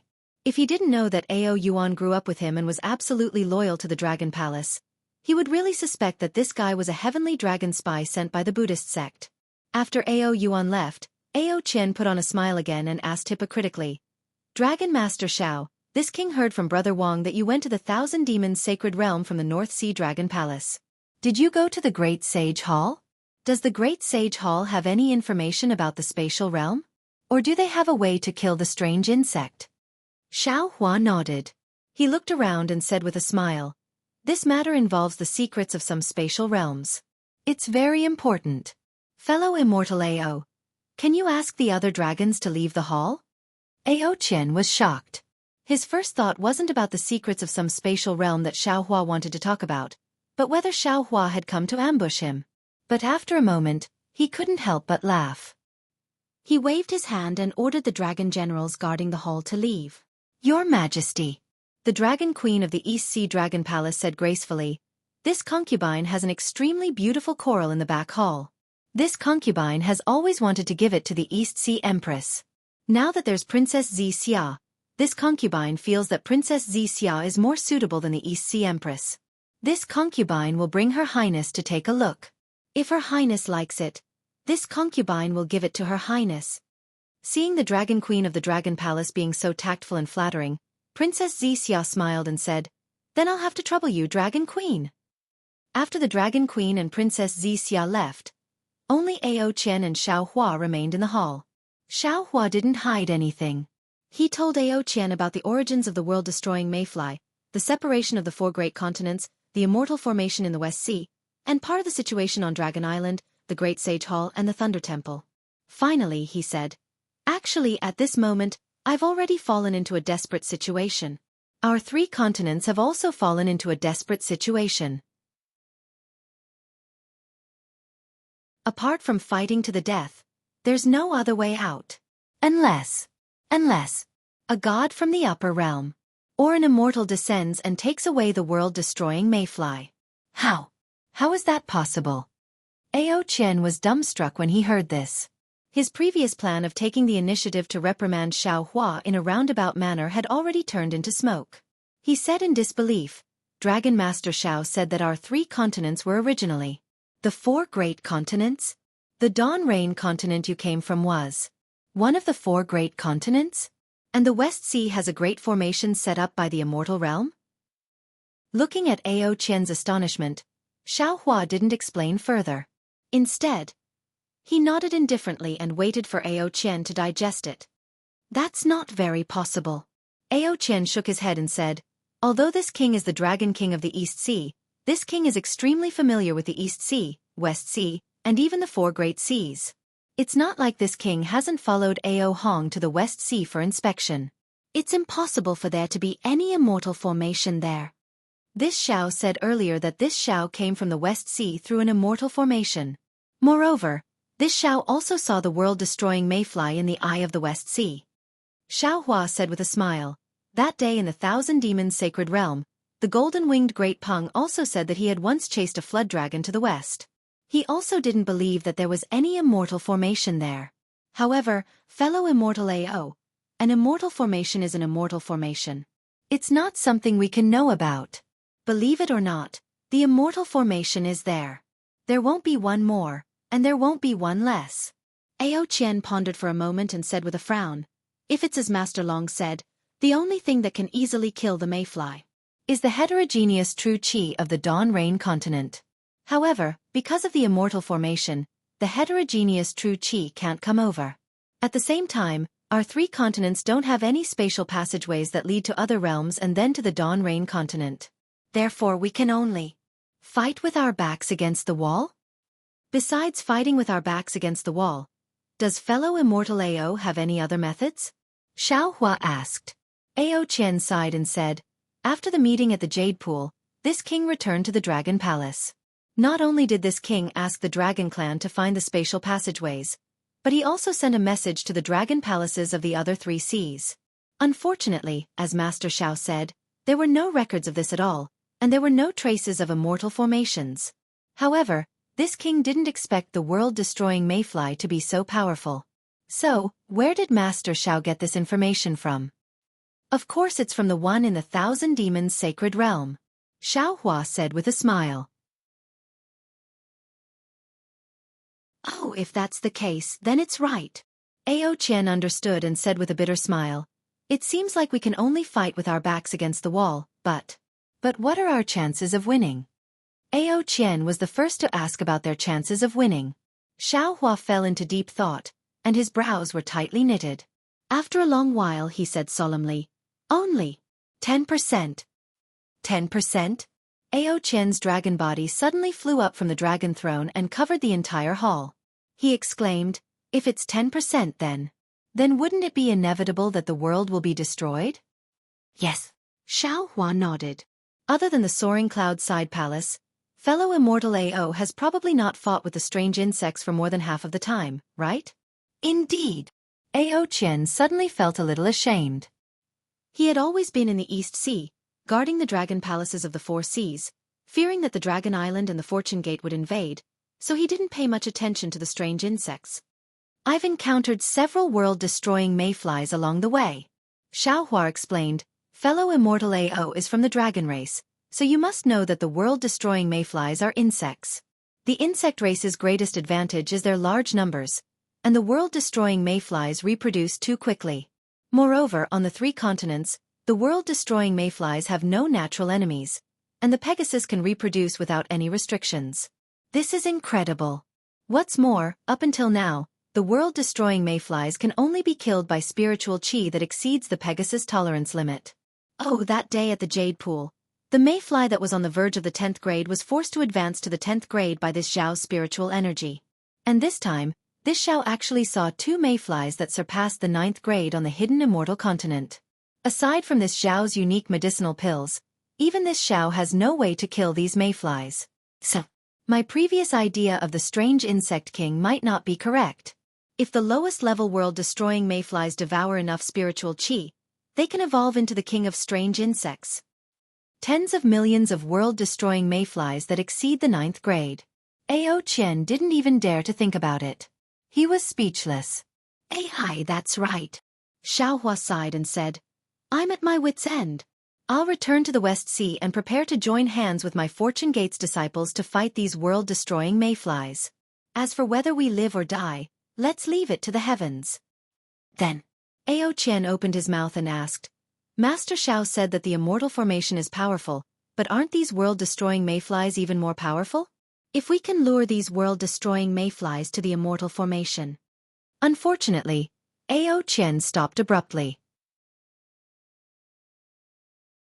After all, even he couldn't find the immortal formation, so how could the cultivators of the 3 continents lure the world-destroying mayflies to the immortal formation? Who knew where the immortal formation would come from? Fellow Immortal AO is right. Xiao Hua smiled bitterly and said, I've also thought about this before. However, if we can't find the immortal formation, it won't be easy to find the world-destroying mayflies either. However, fellow Immortal AO's idea isn't unreasonable. This is probably the end of the world-destroying mayflies. After the world-destroying mayflies destroy the 3 continents, more world-destroying mayflies will appear, and they won't have any spiritual energy to devour. In the end, they will definitely find the immortal formation, and they will definitely devour it. The result of devouring it is that the immortal formation will open, and the foreign true energy will rush into the 3 continents and kill all the world-destroying mayflies. At that point the 3 continents might start anew, or the 4 continents might be in a different state. The heavenly Tao is unpredictable, and the cycle of life and death is all in this. Your Majesty. Outside the hall there was a commotion, and Ao Yuan's voice sounded, the transmission channel is ready. It's ready. Xiao Hua immediately stood up and said, Fellow Immortal AO, what I said needs to be kept a secret for now.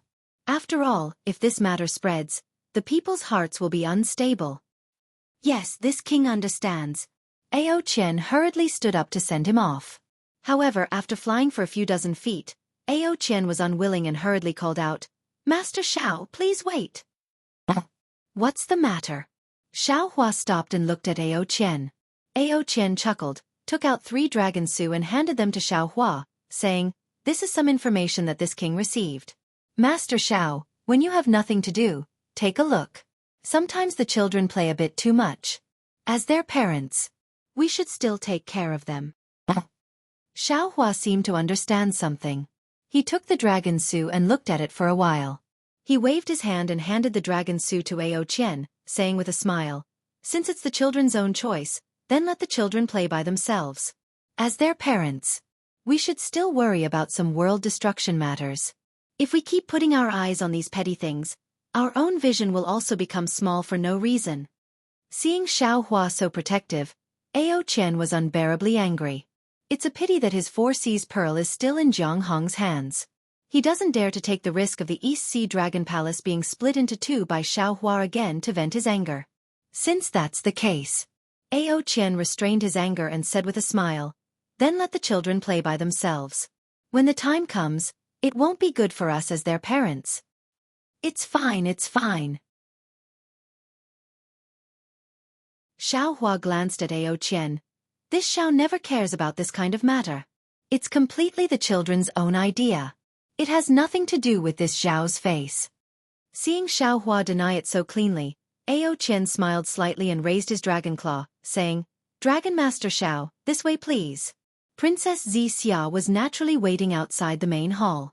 Seeing a string of coral beads overflowing with light hanging on Princess Xiaxia's white neck, it really makes Princess Xianxia even more beautiful. Xiao Hua was also overjoyed. He raised his hand and took out a jade bottle from his bosom and handed it to Princess Xianxia, saying, "Xianxia, there's a saying in the human race that it's impolite to come and go. There's no harm in returning this pill to the Dragon Queen." "Yes, it's indeed so."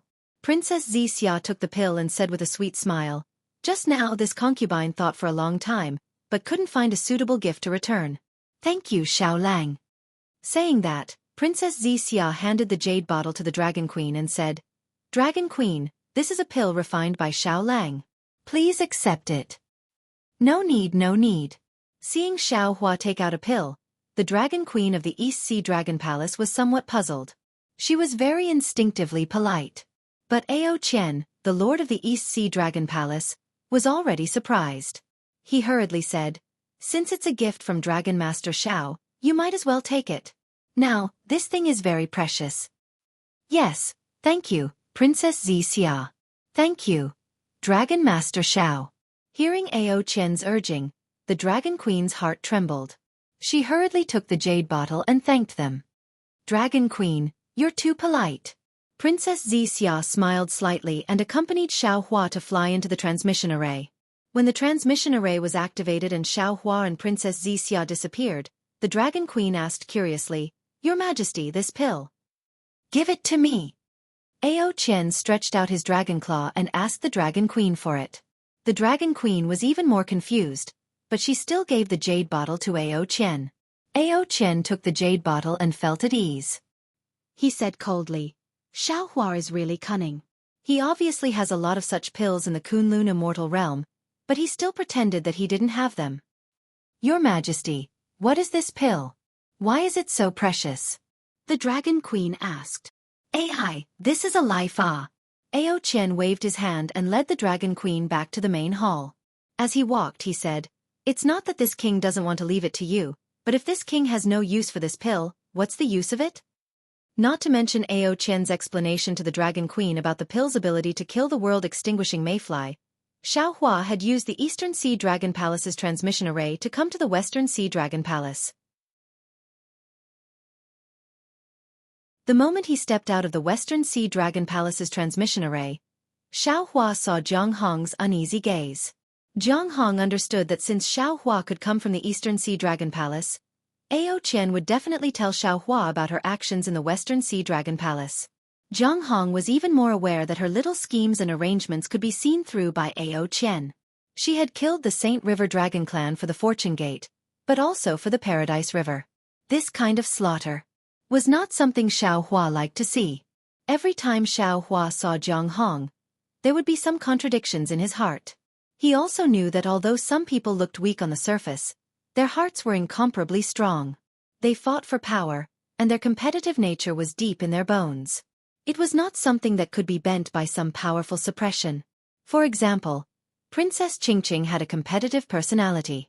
Even if she had lost the title of Princess Immortal Emperor, she would never lower her head to Princess Xianxia. Forget it. Xiaohua opened his mouth, wanting to say something, but he felt relieved in his heart. The world is about to be destroyed. Why blame her for no reason? Everyone is fighting for that opportunity, and Jianghu is just one of them. Thinking of this, Xiaohua swallowed his words and left, ignoring Jianghu. Behind Jianghu, the dragon envoy, Ao Xiang, and Ao Qian hurried over and respectfully saluted. Xiaohua waved his hand and said, "No need to be so polite. This old man has urgent matters to attend to and needs to rush back to the Fortune Gate. I won't stay in the Western Sea Dragon Palace any longer." "Yes, Junior will send Dragon Master Xiao off." Seeing Xiaohua's cold face towards Jianghu, Ao Qian and Ao Xiang were happy and hurried to send Xiaohua off. "No need. Just watch over the Western Sea Dragon Palace. Don't let anything happen." Xiaohua stopped the two Dragon Palace's crown princes from seeing him off. Behind him, Princess Xianxia was keenly aware of Xiaohua's displeasure and Jianghu's uneasiness. She smiled faintly and pulled Jianghu's hand, saying, "Let's go, send me off." "Yes, master's wife." Jianghu's heart was in a mess, so she boldly replied. But in the next moment, she was shocked again. She understood the Immortal Palace's etiquette very well, and she knew she had caused trouble. Who would have thought that when Jianghu raised her head to apologize, what she saw was Princess Xixia's bashful smile and reproach. Jianghu's heart skipped a beat, but she swallowed the words of apology and hurriedly accompanied Princess Xixia out of the Western Sea Dragon Palace. Outside the Dragon Palace, Princess Xixia raised her hand and took the coral bead from the Eastern Sea Dragon Palace's Dragon Empress from around her neck. She put it on Jianghu's neck with a smile and said, "This was given by the Dragon Empress at the Eastern Sea Dragon Palace. I don't like such luxurious things, so I didn't want to accept it, but since it's the Dragon Empress's kind intentions, I can't refuse. On the way here, your master mentioned the Western Sea Dragon Palace, saying that it's not easy for you to guard this place. This coral bead is a gift to you. In the future, don't be too impatient when doing things. Remember that you are a Fortune Gate disciple, don't damage the Fortune Gate's face, and don't harm the Fortune Gate's disciples' lives." "Yes." Jianghu's eyes became hot, and she hastily answered in a low voice. "N." Xiaohua's gaze swept over Jianghu, then turned to look at the Dragon Palace's Dragon Palace in the distance, and said, "You did well." "Yes, master." Jianghu's anxious heart was immediately put down, and she sweetly answered. "But," Xiaohua warned again, "if you can avoid harming lives, don't harm lives. You still don't understand the karma of life and death. It's too troublesome. Even Virokana is afraid of it." Jianghu's heart trembled, and she hurriedly said respectfully, "Disciple understands. Disciple will remember master's teachings, and no matter how stupid disciple is, I will never harm my Fortune Gate's disciples." Xiaohua didn't dare to give Jianghu any more face, nodding his head and preparing to leave the Dragon Palace. Fellow Taoists who like this book, please go to Qidian to subscribe, vote, donate, and thank you for all forms of support.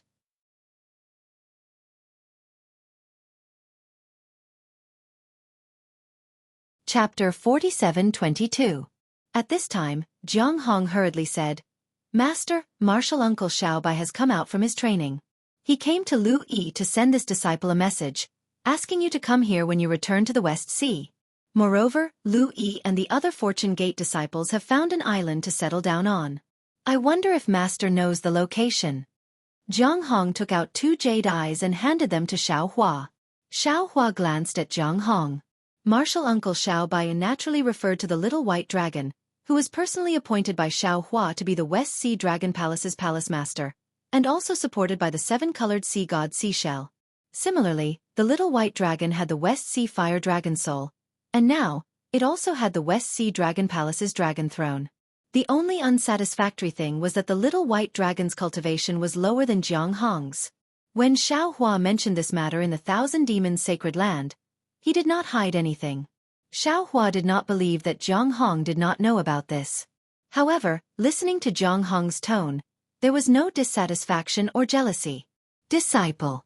Xiaohua pondered for a moment, then said, "This time, Master went to the Dragon Island and reached an agreement with the Dragon Island's 9th elder.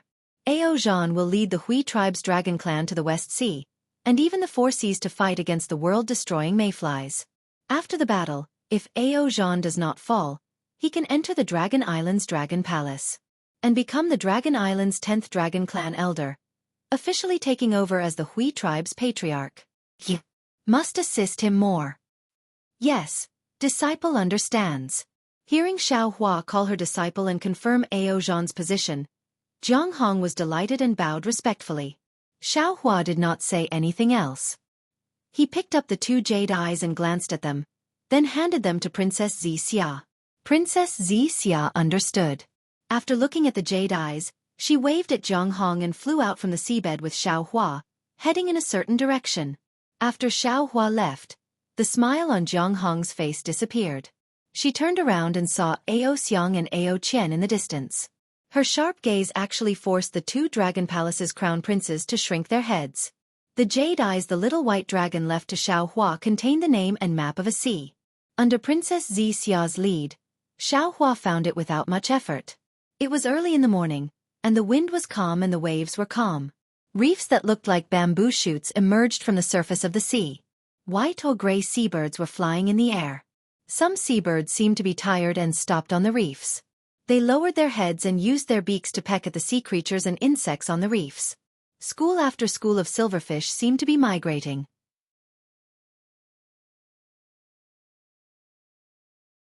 They surged from one end of the sea like a silver undercurrent, instantly covering the entire sea. Caw-caw. Soon, the seabirds following the school of fish in the sky chirped cheerfully as they flew. They either swooped down to look for food, or stopped and landed on the reef to rest. Xiaohua couldn't help but think of death when he saw the scene of a fish leaping and birds flying away. He shook his head with all his might and shook off those pessimistic thoughts. "Xiaohua, it's here." Princess Xianxia looked to her left and right, then took out her jade pupil eyes to make a comparison, then said to Xiaohua in a soft voice. However, before Xiaohua could say anything, Xiaohua suddenly raised his head and looked in a certain direction. At this moment, a strand of primordial thought swept across the surface of the sea. After it landed on Xiaohua's body, it immediately retracted. Roar. A dragon's roar came from afar. A huge tricolored dragon stretched its body and stepped on the clouds. Ha! Why isn't the little white dragon here? Princess Xianxia was a little dazed, but Xiaohua looked at the huge dragon with a frown. Husband? When did you come out of seclusion? Why didn't you tell me? Who knew that the huge dragon's body was still in the air, and it cried out in pleasant surprise. The dragon's body quickly transformed into a beautiful human woman, and she landed in front of Xiaohua. Then, she unceremoniously wanted to pounce on Xiaohua. Xiaohua turned pale with fright. He hurriedly waved his hand to block the dragon woman and said anxiously, "I'm not the little white dragon." The dragon woman didn't listen to Xiaohua's words at all. Instead, she glanced at Princess Xianxia, and a sorrowful expression appeared on her face. She cried out, "I knew it. If you didn't have a new lover, how could you not come to find me? I've waited here for you for so long, but you actually forgot about the love between us."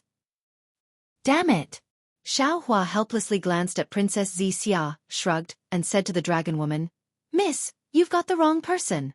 I'm a human, not the little white dragon you're talking about." The dragon woman looked up and down at Xiaohua, then sneered and said, "Xiaohua, don't lie to me. I can clearly count how many hairs you have on your body, so how could you not be Xiaohua?" Boom. While they were talking, a rumbling sound came from the distant horizon. A huge Kuan-pang bird flew over, and as it flapped its wings, waves rose up like a row of mountains. When the bird saw Xiaohua, it was ecstatic and cried out, "Xiaohua, you've finally been released by that old shell?" Ugh! Xiaohua was really helpless. He was too lazy to explain. He just watched as the bird landed not far away and transformed into a beautiful human woman. Ao Xiao, I've already told you that Xiaohua is mine. If you dare to snatch him from me again, I'll eat you. The bird woman was very unruly. As soon as she landed, she immediately targeted the dragon woman. He, Kun Wan. The dragon woman named Ao Xiao glanced at Princess Xianxia and said, I've also just seen Xiaohua. Didn't you see? Xiaohua already has a new lover, so you and I have become old lovers. Who are you? You actually dare to snatch my lover? The woman named Kun Wan immediately glared at Princess Xianxia. How could Xiaohua let Princess Xianxia speak? He hurriedly waved his sleeve, blocking Kun Wan, and shouted, I'm shout strangely. Before Xiaohua could finish speaking, Princess Xianxia interrupted and said, Who are you waiting for? I'm Princess Xianxia of the Immortal Palace. Aoyo. Hearing Princess Xianxia call herself the Princess of the Immortal Palace, Kun Wan immediately cried. She pointed at Xiaohua and said, Xiaohua, you heartless thing, you actually hooked up with the Princess of the Immortal Emperor. Do you still want me? Do you still want our child? Humph. Princess Xianxia glared at Xiaohua and said angrily, Look, you've exposed yourself? You're too fickle. You actually have a family outside behind my back? What? Xiaohua didn't know whether to laugh or cry. What are you talking about? Woo-woo. Before Xiaohua could figure out what trick Princess Xianxia was playing, he heard a hurricane from another direction, and the wave surged again. A sea beast as tall as a mountain rushed out from the bottom of the sea. When Xiaohua scanned it with his origin sense, he was delighted. It can't be? Could it be? Xiaohua was dumbfounded. Sure enough, when the sea beast flew out, its body emitted an obscure fluctuation, and in a moment, it transformed into a woman. The woman was a little shy and said in a shrill voice, Xiaohua, when did you come out? Why didn't you tell me? Could it be that you really abandoned me? Seeing that the mountainous sea beast had transformed into a woman, and the woman was on the verge of tears, Xiaohua couldn't hold himself back any longer. He released his divine sense and roared at the bottom of the sea. Little white dragon, hurry up and come out. If you don't come out, I'll make sure you don't have the ability to find a wife or concubine in the future. In less than half a cup of tea's time, the sea on the side of the reef began to boil, and many bubbles emerged from the bottom of the sea. Then, a dragon's roar came from the sea, and a huge dragon rushed out of the sea with a huge pillar of water. Isn't that Little White Dragon? Big brother. After Little White Dragon's dragon body landed in the air, golden light scattered, and in a moment, it transformed into a human figure identical to Xiaohua. Seeing two identical Xiaohus, Princess Xianxia covered her mouth and looked at Xiaohua and Xiaobai in disbelief. Even Ao Xiao, Kun Wan, and the last woman looked left and right, and exclaimed, Why are there two Xiaohus? However, in a short moment, a smile appeared in Princess Xiaoxia's eyes. Greetings, Princess Xianxia. Little White Dragon ignored the three women, and saluted Princess Xianxia politely. Xiaobai, please rise. Princess Xianxia did not dare to slight Xiaobai, and hurriedly returned the salute with a smile.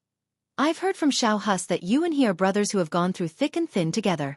Moreover, you were suppressed in the Thousand Demon Sacred Grounds for several hundred years because of him. We're all family, no need to be so polite. Thank Your Highness. Xiaobai thought for a moment, but did not dare to be rash, and addressed her as Your Highness. Then Xiaobai waved his hand and said to the three sea tribe women, Quickly come and greet my big brother. Xiaohua, Taoist Master Xiao. He is the Fortune Gate's great lord. This is the Immortal Emperor's 9th princess, and she is my big brother's lover. Greetings, Taoist Master Xiao. Greetings, sister-in-law. The three sea tribe women hurried over and bowed. Seeing that Princess Xianxia was unwilling to say more, Xiaohua raised his hand and helped the three sea tribe women up. Looking at Princess Xianxia's smiling face, he asked curiously, What's wrong? Could it be that you can tell who is Xiaobai and who is this Xiao? Not to mention these women, even the Mahavairakana revered Buddha wouldn't be able to tell if he didn't have great divine abilities. Others might not be able to tell, but how could this concubine not be able to? Princess Xianxia chuckled. This Xiao doesn't believe it. Xiaohua glanced at Xiao Bai, and both nodded. Their figures flickered, crossing each other several times in the air, and landed on the ground with smiles on their faces as they looked at Princess Xianxia. Who would have thought that Princess Xianxia merely glanced at them, and then said to Ao Xiao and the other two, "Wait and see, who is your husband?" Ao Xiao and the others looked at them, but did not dare to blindly recognize them, and shook their heads. Princess Xianxia smiled and pointed at one of them, saying, "You are Xiao Lang?" "No way." Xiao Hua was really surprised. He flew in front of Princess Xianxia and asked, "How did you do it?" Do you even need to ask?" Princess Xianxia rebuked. "Could it be that you forgot about the grass?" Even Tai Bai Jinxing and Nanwu Daji Manjushri couldn't tell who was real and who was fake, but she could. There was no other reason, it was that kind of hatred. And you and Little White Dragon together. Although you two look exactly the same, but because of love, this concubine can naturally easily tell who is the real one. "Humph, so that's how it is." Little White Dragon snorted coldly, and scolded Ao Xiao and the others. "It seems like you don't care about this concubine at all." Xiao Lang, Xiao Lang, Xiao Lang. The 3 sea tribe women were very anxious, and hurriedly helped Little White Dragon from 3 directions, saying, "This concubine really loves you, this concubine can't wait to cut off her own flesh for you to eat." "What's the use of eating your flesh? Even this concubine can't tell who is the real one. What do I need you for?" Little White Dragon scolded and pushed the 3 beast-kin women away. Cough cough. Xiao Hua coughed, and glared at Little White Dragon. He thought of Jade Wave and that conch woman again. Really a disgrace. Little White Dragon scolded and said to the 3 sea tribe women, "Why aren't you leaving? Wait for me to finish talking with Big Brother. Then I'll go find you." "Yes, Xiao Lang." The 3 sea tribe women happily agreed. After saluting Xiao Hua and Princess Xianxia, they hurriedly flew away, fearing that any one of them would anger Little White Dragon.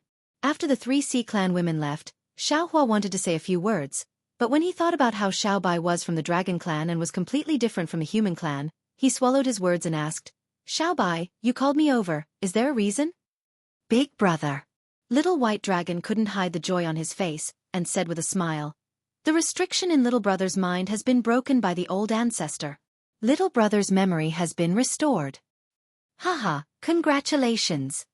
Xiao Hua was also overjoyed, and said, "I knew that the 7-colored sea god shell would definitely have a way to break the restrictions set by Bei Ming." Yes, the old ancestor said that this restriction is a secret technique of the Shell Clan's royal family. Other than her and Bei Ming, I'm afraid that no other demon or human race in the 3 continents can break it. Little White Dragon nodded. "Your origin, Bei Ming's origin, you also know about it?" Xiao Hua thought for a moment and asked, "The 7-colored sea god shell must have asked you." "Yes." Little White Dragon nodded again and said, "However, although Little Brother's restriction was broken at that time, my memory had not completely recovered, so I didn't tell her about it. And if you can, you should still tell her." Xiao Hua smiled. "Otherwise she will think too much." "Yes, Little Brother knows." Little White Dragon smiled and took out a jade eye, and handed it to Xiao Hua. "This is what Little Brother remembered about the 10,000 demon realm. Big Brother, take it." "What do I need this for?" Xiao Hua waved his hand and said. Little White Dragon thought for a moment and replied, "Big Brother is right, there is no space passage from here to the 10,000 demon realm, this jade eye is useless. Even if Little Brother knows the space vein that Senior Bei Ming used to go to the Dawn Rain continent, it is useless." "What?" Xiao Hua was shocked and said anxiously, "From the 10,000 demon realm, there is a space vein in the Dawn Rain continent?" "Yes. There is a one-way unstable space vein." Little White Dragon nodded. "Bei Ming went to the Dawn Rain continent from that space vein." "And?" Xiao Hua hurriedly took the jade eye and looked at it on his forehead for a moment, and nodded slightly. "If we can reach this place, we can indeed return to the Dawn Rain continent. Unfortunately." Speaking of this, Xiao Hua was suddenly shocked and quickly asked, "Little White Dragon, do you know about the Golden Wood Mountain in the 10,000 demon realm?" "I know." Little White Dragon said, "That is one of the more dangerous places in the 10,000 demon realm? Why, Big Brother also knows about it." "Damn it." Xiao Hua pinched his chin and looked at Princess Xianxia with confusion in his eyes, and whispered, "Could it be? This Xiao has wronged the Grand Mist Ancestor? Is there really a secret space passage from the 3 continents to the 10,000 Demon Realm? What? We can return to the 10,000 Demon Realm from the 3 continents?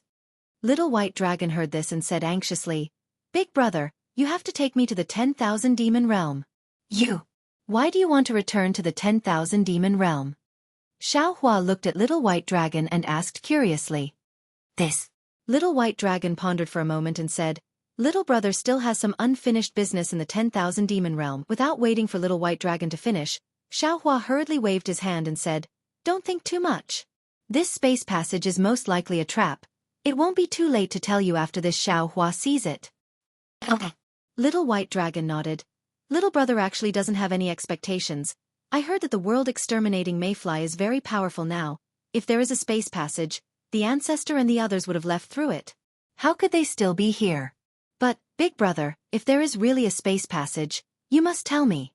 Hearing the Little White Dragon's words, Xiaohua's body trembled again.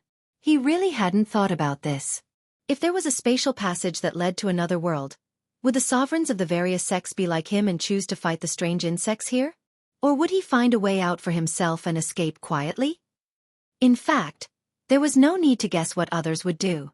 Xiaohua himself had the idea of putting the Fortune Gate's disciples into his space for protection. How could the other venerables not have such thoughts? Enough. Xiaohua collected his thoughts and said, You'd better hurry up and cultivate. If you can't improve your strength, how can you be the West Sea's lord? When the time comes, your strength won't even be comparable to one of Big Brother's disciples. Haha, don't worry, Big Brother. Little White Dragon laughed. The next time we meet, Little Brother will definitely give you a surprise. Then, Little White Dragon took his leave and dove into the sea. Xiaohua left with Princess Xianxia as fast as lightning. After Xiaohua left, Little White Dragon sneakily flew out from the sea and looked in 3 different directions. Humming a little tune, Little White Dragon flew towards one of the 3 directions. Xiaohua chuckled as he flew with Princess Xianxia to a place in the West Sea. While flying, he frowned and pondered. After the time it took to eat a meal, Princess Xianxia reminded Xiaohua, Darling Xiao, you flew in the wrong direction again. Oh! Xiaohua came back to his senses and smiled. I was a little distracted. I know. Princess Xianxia pursed her lips and smiled. In the words of Confucian cultivators, you are worried about the country and the people, and you are also worried about your family. Hee hee. Confucian cultivators' words are always brilliant. Xiaohua nodded. Many small things can be said in a dignified manner. Darling Xiao, you misunderstood Confucian cultivators. Princess Xianxia said in dissatisfaction. Although many Confucian cultivators use literature and ink, falling into the small path, we Confucian cultivators also have many great Confucian cultivators who cultivate righteous spirit and face the world with loyalty. Yes, this Xiao was wrong. Xiaohua hurriedly apologized. Princess Xianxia rolled her eyes at him and curled her lips. This is called sailing according to the wind. Yes, your highness, the princess is right. Xiaohua nodded like a chick pecking at rice. Seeing this, Princess Xianxia smiled slightly and persuaded. Darling Xiao, you don't have to worry too much about Jianghu's matter. The current situation in the West Sea Dragon Palace is unclear. It is also good to let her get involved in it. Her methods are more ruthless, which is exactly what a leader should have. On the other hand, to be honest, you are not a qualified leader, but more like a guide. You are better than the sect master as the merciful bodhisattva of Nanwu. I have always been such a person. Xiaohua didn't refute and replied, I also don't want to be a qualified leader. This is already very good. Princess Xianxia also agreed with Xiaohua's point of view. A person's character can't be changed just because you say so. Jianghu is a natural leader. Although she looked like a weak little girl when she was young, when she grew up, she would inevitably become an all-powerful dragon. So, darling Xiao, let nature take its course. Xiaohua looked at the smoke rising in front of him and nodded. Yes, things have not reached the final step. Sometimes I think too much. Let's see how Jianghu and Xiaobai develop in the future. It is too early to say now. What about the 10,000 demon world? Princess Xianxia asked. I think. This is the thing you are most worried about, right? Although Little White Dragon has recovered his memory, and even gave us the space passage from the 10,000 demon world to the Dawn Rain continent. Xiao Hua's face still didn't relax and replied, but in fact, if you think about it carefully, this space passage is useless. It has no use at all. Princess Xianxia understood Xiao Hua's thoughts and said, yes, not to mention whether the space passage Grand Mist Ancestor said exists or not, even if it does exist, Darling Xiao can go to the 10,000 demon world. But the space passage from the 10,000 demon world to the Dawn Rain continent is only a one-way passage. Once you reach the Dawn Rain continent, you can't return to the 10,000 demon world, so how can you return to the 3 continents? The Dawn Rain continent's spiritual herbs and other things can't be sent back to the 3 continents. So, Xiao Hua smiled bitterly. The world-destroying mayfly's deadlock is still unsolved.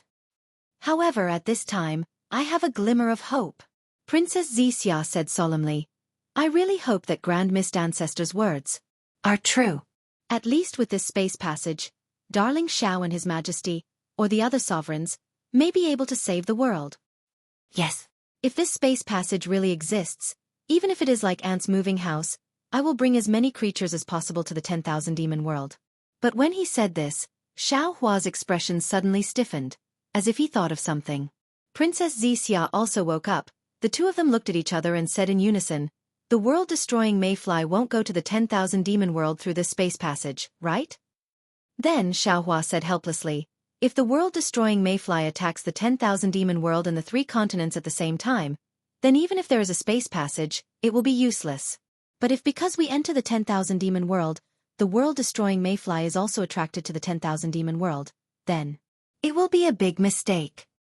So, Princess Xianxia gritted her teeth and said, even if there is a space passage to the 10,000 demon world, we must be careful, very careful.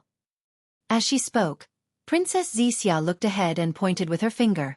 The Yuanqi Reef Plain is up ahead. If you don't fly in the wrong direction, you will arrive in half a day. Xiao Hua looked at the sky, then at the surrounding sea.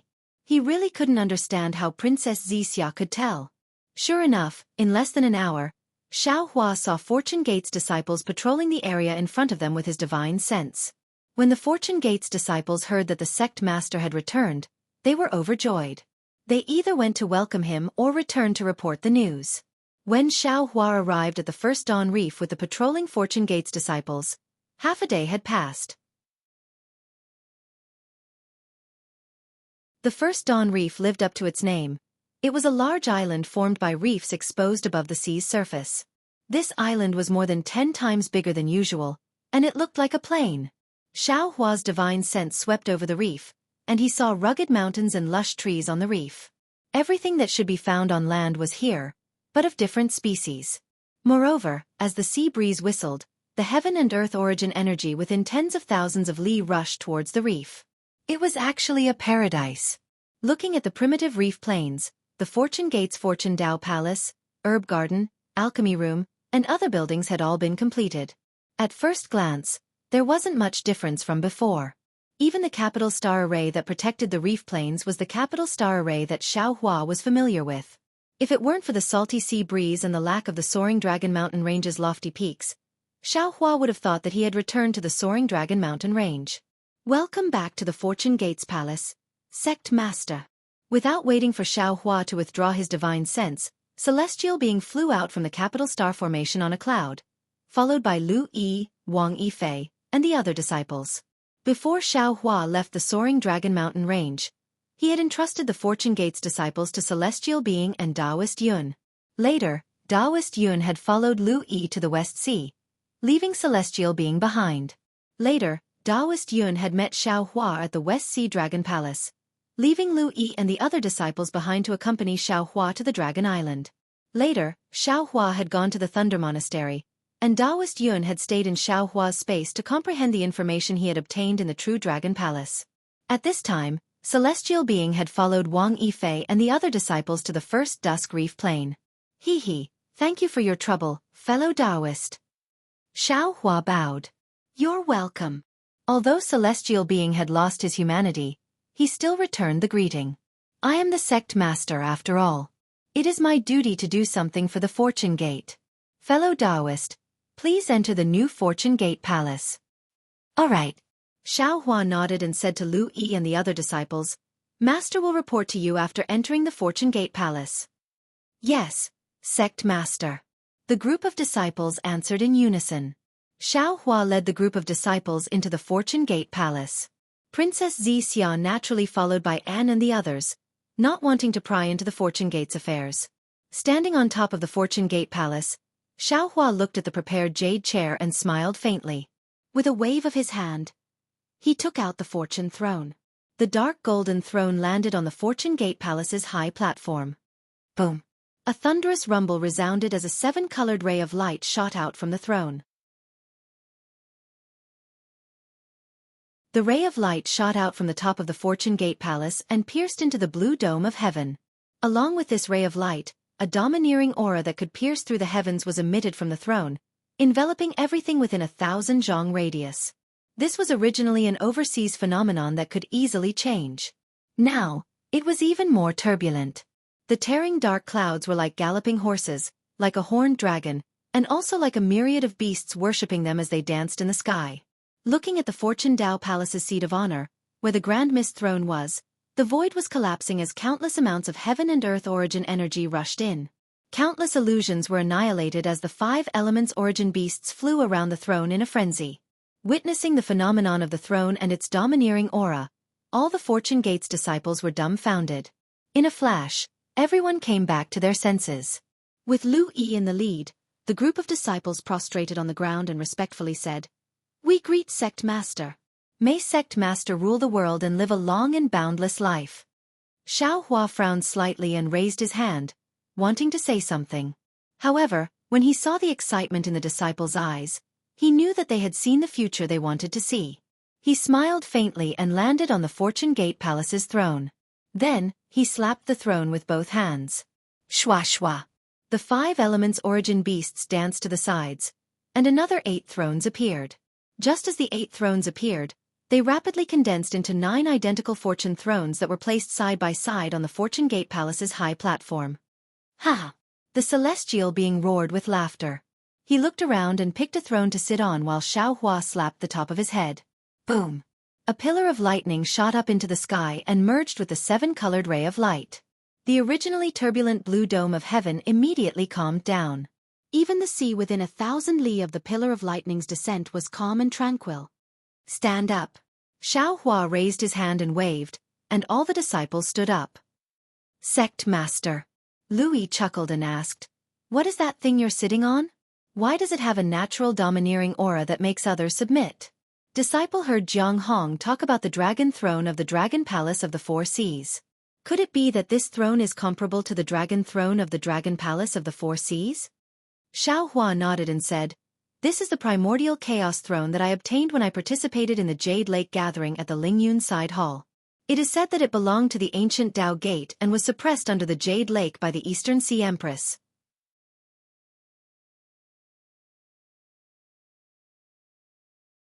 I don't know its origin, but it doesn't seem to be inferior to the dragon throne of the Dragon Palace of the 4 Seas or even Immortal Emperor Go Chen's golden throne. After I obtained it, I changed it to the Fortune Gate Palace. Congratulations, Sect Master. Lu Yi and the others were overjoyed and congratulated him. Forget it. Xiaohua smiled and waved his hand, saying, Although this thing has an extraordinary origin, it is still a minor Dao. It is incomparable to the grand Dao that you all have comprehended. Don't be fooled by this so-called domineering aura. Focusing on the heavenly Dao is the right path. Yes, this disciple understands. Lu Yi and the others answered and then explained the process of moving to Xiaohua. Xiaohua nodded inwardly. From then on, other than the Xiao country's Fortune Gate's disciples guarding the Fortune Gate, there were also disciples from the 3 mainlands who were building transmission arrays for the demonic beast race, Confucian cultivators, and Buddhist sections. All the Fortune Gate's disciples moved to the Yuanxi Reef Plains, and the Dao Gate's foundation in the West Sea had taken shape. What about the Grand Mist Ancestor's sky-bearing palace? Xiaohua asked in a low voice. Reporting to Master. Lu Yi smiled and said, Senior Brother Fu is in charge of the sky-bearing palace. This disciple did not interfere. However, after hearing the news from the Luoyang Merchant Union and Star Plucking Pavilion, the Grand Mist Ancestor brought some disciples to the West Sea. A few days ago, some of their disciples came to visit, and this disciple sent people to take a look. They chose a small island, and it's quite a distance from our fortune gate. It seems the Grand Mist ancestor is not planning to stay there for a long time. Xiao Hua's eyes narrowed slightly as he looked at the rippling waves in the distance, and said coldly, "You can defy heaven's evil, but you can't survive the evil you bring upon yourself. I hope the Grand Mist ancestor will not challenge this old man's bottom line." This disciple also thinks the same. Lu Yi smiled and said, "This disciple feels that the most important thing right now is to exterminate the strange insects. Fighting for power is meaningless. Only after we survive the calamity will everything have meaning." "You're right." Xiao Hua smiled and nodded. "When you say it, say it. This. If you have the chance, you must mention it to Jianghu." Lu Yi's face turned red, and he hurriedly bowed and said, "This disciple understands. I'm sure all of you know how powerful the strange insects are." Xiao Hua's gaze swept over the group of disciples, and he asked, "What do all of you think?" As if they had already come to a conclusion, none of the disciples took the initiative to speak, and their gazes fell on Lu Yi. Lu Yi smiled and said, "Master, this question seems to have been asked many times on different occasions."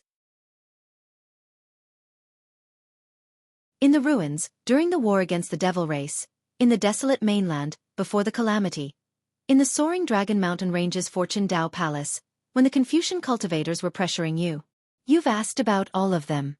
Now, the three mainlands are besieged by the strange insects, and when the world is about to be destroyed, you're going to ask again. In fact, before Master came back, we disciples had already discussed it, and all of us said that Master will ask again. Sure enough, as disciples expected, Master will ask again. Master, this disciple doesn't know why Master doesn't believe in disciples' sincerity and loyalty time and time again. Whether it's a test or for Gu Shijiu's sake, Master can rest assured. Since Master is our three mainlands' great merciful Bodhisattva, you have the three mainlands' billions of lives in your heart. Then Master, as your disciples, even if we don't have your kind of compassion that ordinary people can't reach, we still have the awareness to protect the three mainlands that gave birth to us and raised us. Whatever Master wants to do, we will definitely support, even if we have to shed our blood, even if our bones are crushed, we won't be afraid. But Master, please don't ask this kind of question in the future. Ha ha. Xiao Hua clapped his hands and laughed. This Zhao's disciple, and only this kind of disciple, is worthy of the title of Fortune Gate's disciple. Many thanks for Master's praise. Lu Yi and the other disciples bowed respectfully. Lu Yi, Wang Bianfei, Yu Zhongquan, Chang Yuan, Zhai Xingzi, Gong Shu Isan. Xiao Hua casually picked a few disciples and said with a smile, "The reason Master mentioned it again is not because I don't believe in you, nor is it to test you, but because you don't know what kind of strange insects you're facing. You only know how powerful these strange insects are, but you don't know their origin." Facing these disciples who were prepared to sacrifice their lives for the three mainlands, Xiao Hua didn't hide anything. He told them the origin of the red mayflies and the four mainlands matters in detail. There were even many things that Xiao Hua didn't tell the Dragon Hall elders and the Thunder Monastery's Vairocana Buddha. After all, they were the backbone of the battle against the red mayflies, so they had the right to know. Contrary to Xiao Hua's expectations, Lu Yi and the other disciples turned pale with fright, but in the next moment, they looked at each other with a smile on their faces. They calmly looked at Xiao Hua as if nothing had exceeded their expectations. After Xiao Hua finished, Lu Yi said, "Master, although disciple didn't know the origin of these strange insects, and didn't know they were the red mayflies from the upper realm, disciple hurried to rush to your rescue. However, when this disciple saw Master in such a hurry, leaving your disciple behind in the soaring Dragon Mountain Range, and making us come to the West Sea from the hidden Immortal continent, we already understood that this strange insect disaster is definitely comparable to the danger we encountered in the Great Desolate Continent that day. Therefore, what you said was not beyond our expectations." Xiao Hua looked at these disciples, and his heart was filled with emotion. Unknowingly, these disciples were no longer the same as when he first met them. They had long since become figures who could take charge of the three mainlands. Their backbones had already become the pillars that supported the three mainlands. He had truly underestimated them. But Xiao Hua still said, "This time is different from before. When we were in the ruins, we could leave and Master could guarantee your safety. On the primitive continent, you wouldn't be in too much danger. Even if you were to be killed, Master would still protect you. But this time, I'm afraid we can only stake everything and fight against the red mayflies. Master won't be able to protect you anymore. Since there's no way out, then there's no need to hesitate. Lu Yi smiled. Of course you can. But the other Fortune Gate disciples. Xiaohua raised his hand and pointed at Lu Yi and the others. Just as he was about to speak, he swallowed the rest of his words. Even though Shenhua continent was in his space, on the surface, Shenhua continent was in the Kunlun Immortal domain, and the Kunlun Immortal domain was the Kunlun mirror space. Therefore, the Fortune Gate disciples on Shenhua continent, or perhaps Lu Yi and the other Fortune Gate disciples themselves, all of them thought that they were part of the three mainlands. They didn't know that they came from an independent world surface. If Xiaohua were to reveal the differences between the other Fortune Gate disciples, the secret of his space would definitely be exposed. Therefore, Xiaohua hesitated. However, a few breaths later, Xiaohua spoke again. But the other Fortune Gate disciples are different. You may come from the hidden immortal mainland, the pure land of ultimate bliss, the 1,000 demonic sacred grounds, or the 3 rivers and 4 seas, or the 3 mainlands. But those Fortune Gate disciples grew up in the Kunlun immortal domain. They don't have any concept of the 3 mainlands. The 3 rivers and 4 seas didn't have any grace to raise them. If we force them to sacrifice their lives for an unfamiliar world surface, it would be unfair to them. Master, please rest assured. Lu Yi was not surprised by Xiaohua's misgivings. He smiled and said, because this disciple has already encountered these matters before, this disciple has also considered these matters. When we moved from the soaring Dragon Mountain range to the Yuanxi Reef Plain, this disciple had already spoken to those senior and junior brothers. If anyone has other thoughts, they can speak to this disciple in private, and this disciple will convey their opinions to Master. But this disciple is also very gratified that not a single disciple has approached this disciple in private. This disciple has also asked a few Fortune Gate disciples in the Kunlun immortal domain. Their meaning is also very clear. Although they don't have any feelings for the 3 mainlands, they have feelings for the Fortune Gate. The Fortune Gate is their home. They are members of the Fortune Gate. Since the Fortune Gate has declared war on the 3 mainlands against the strange insects, they have an obligation to fight side by side with the other Fortune Gate disciples. They are willing to sacrifice everything for the Fortune Gate. Fellow Taoists who like this book, please go to Qidian to subscribe to support. You're tuning in to the Wisdom Diary YouTube channel. Don't forget to subscribe and join us on this journey to catch the most captivating stories.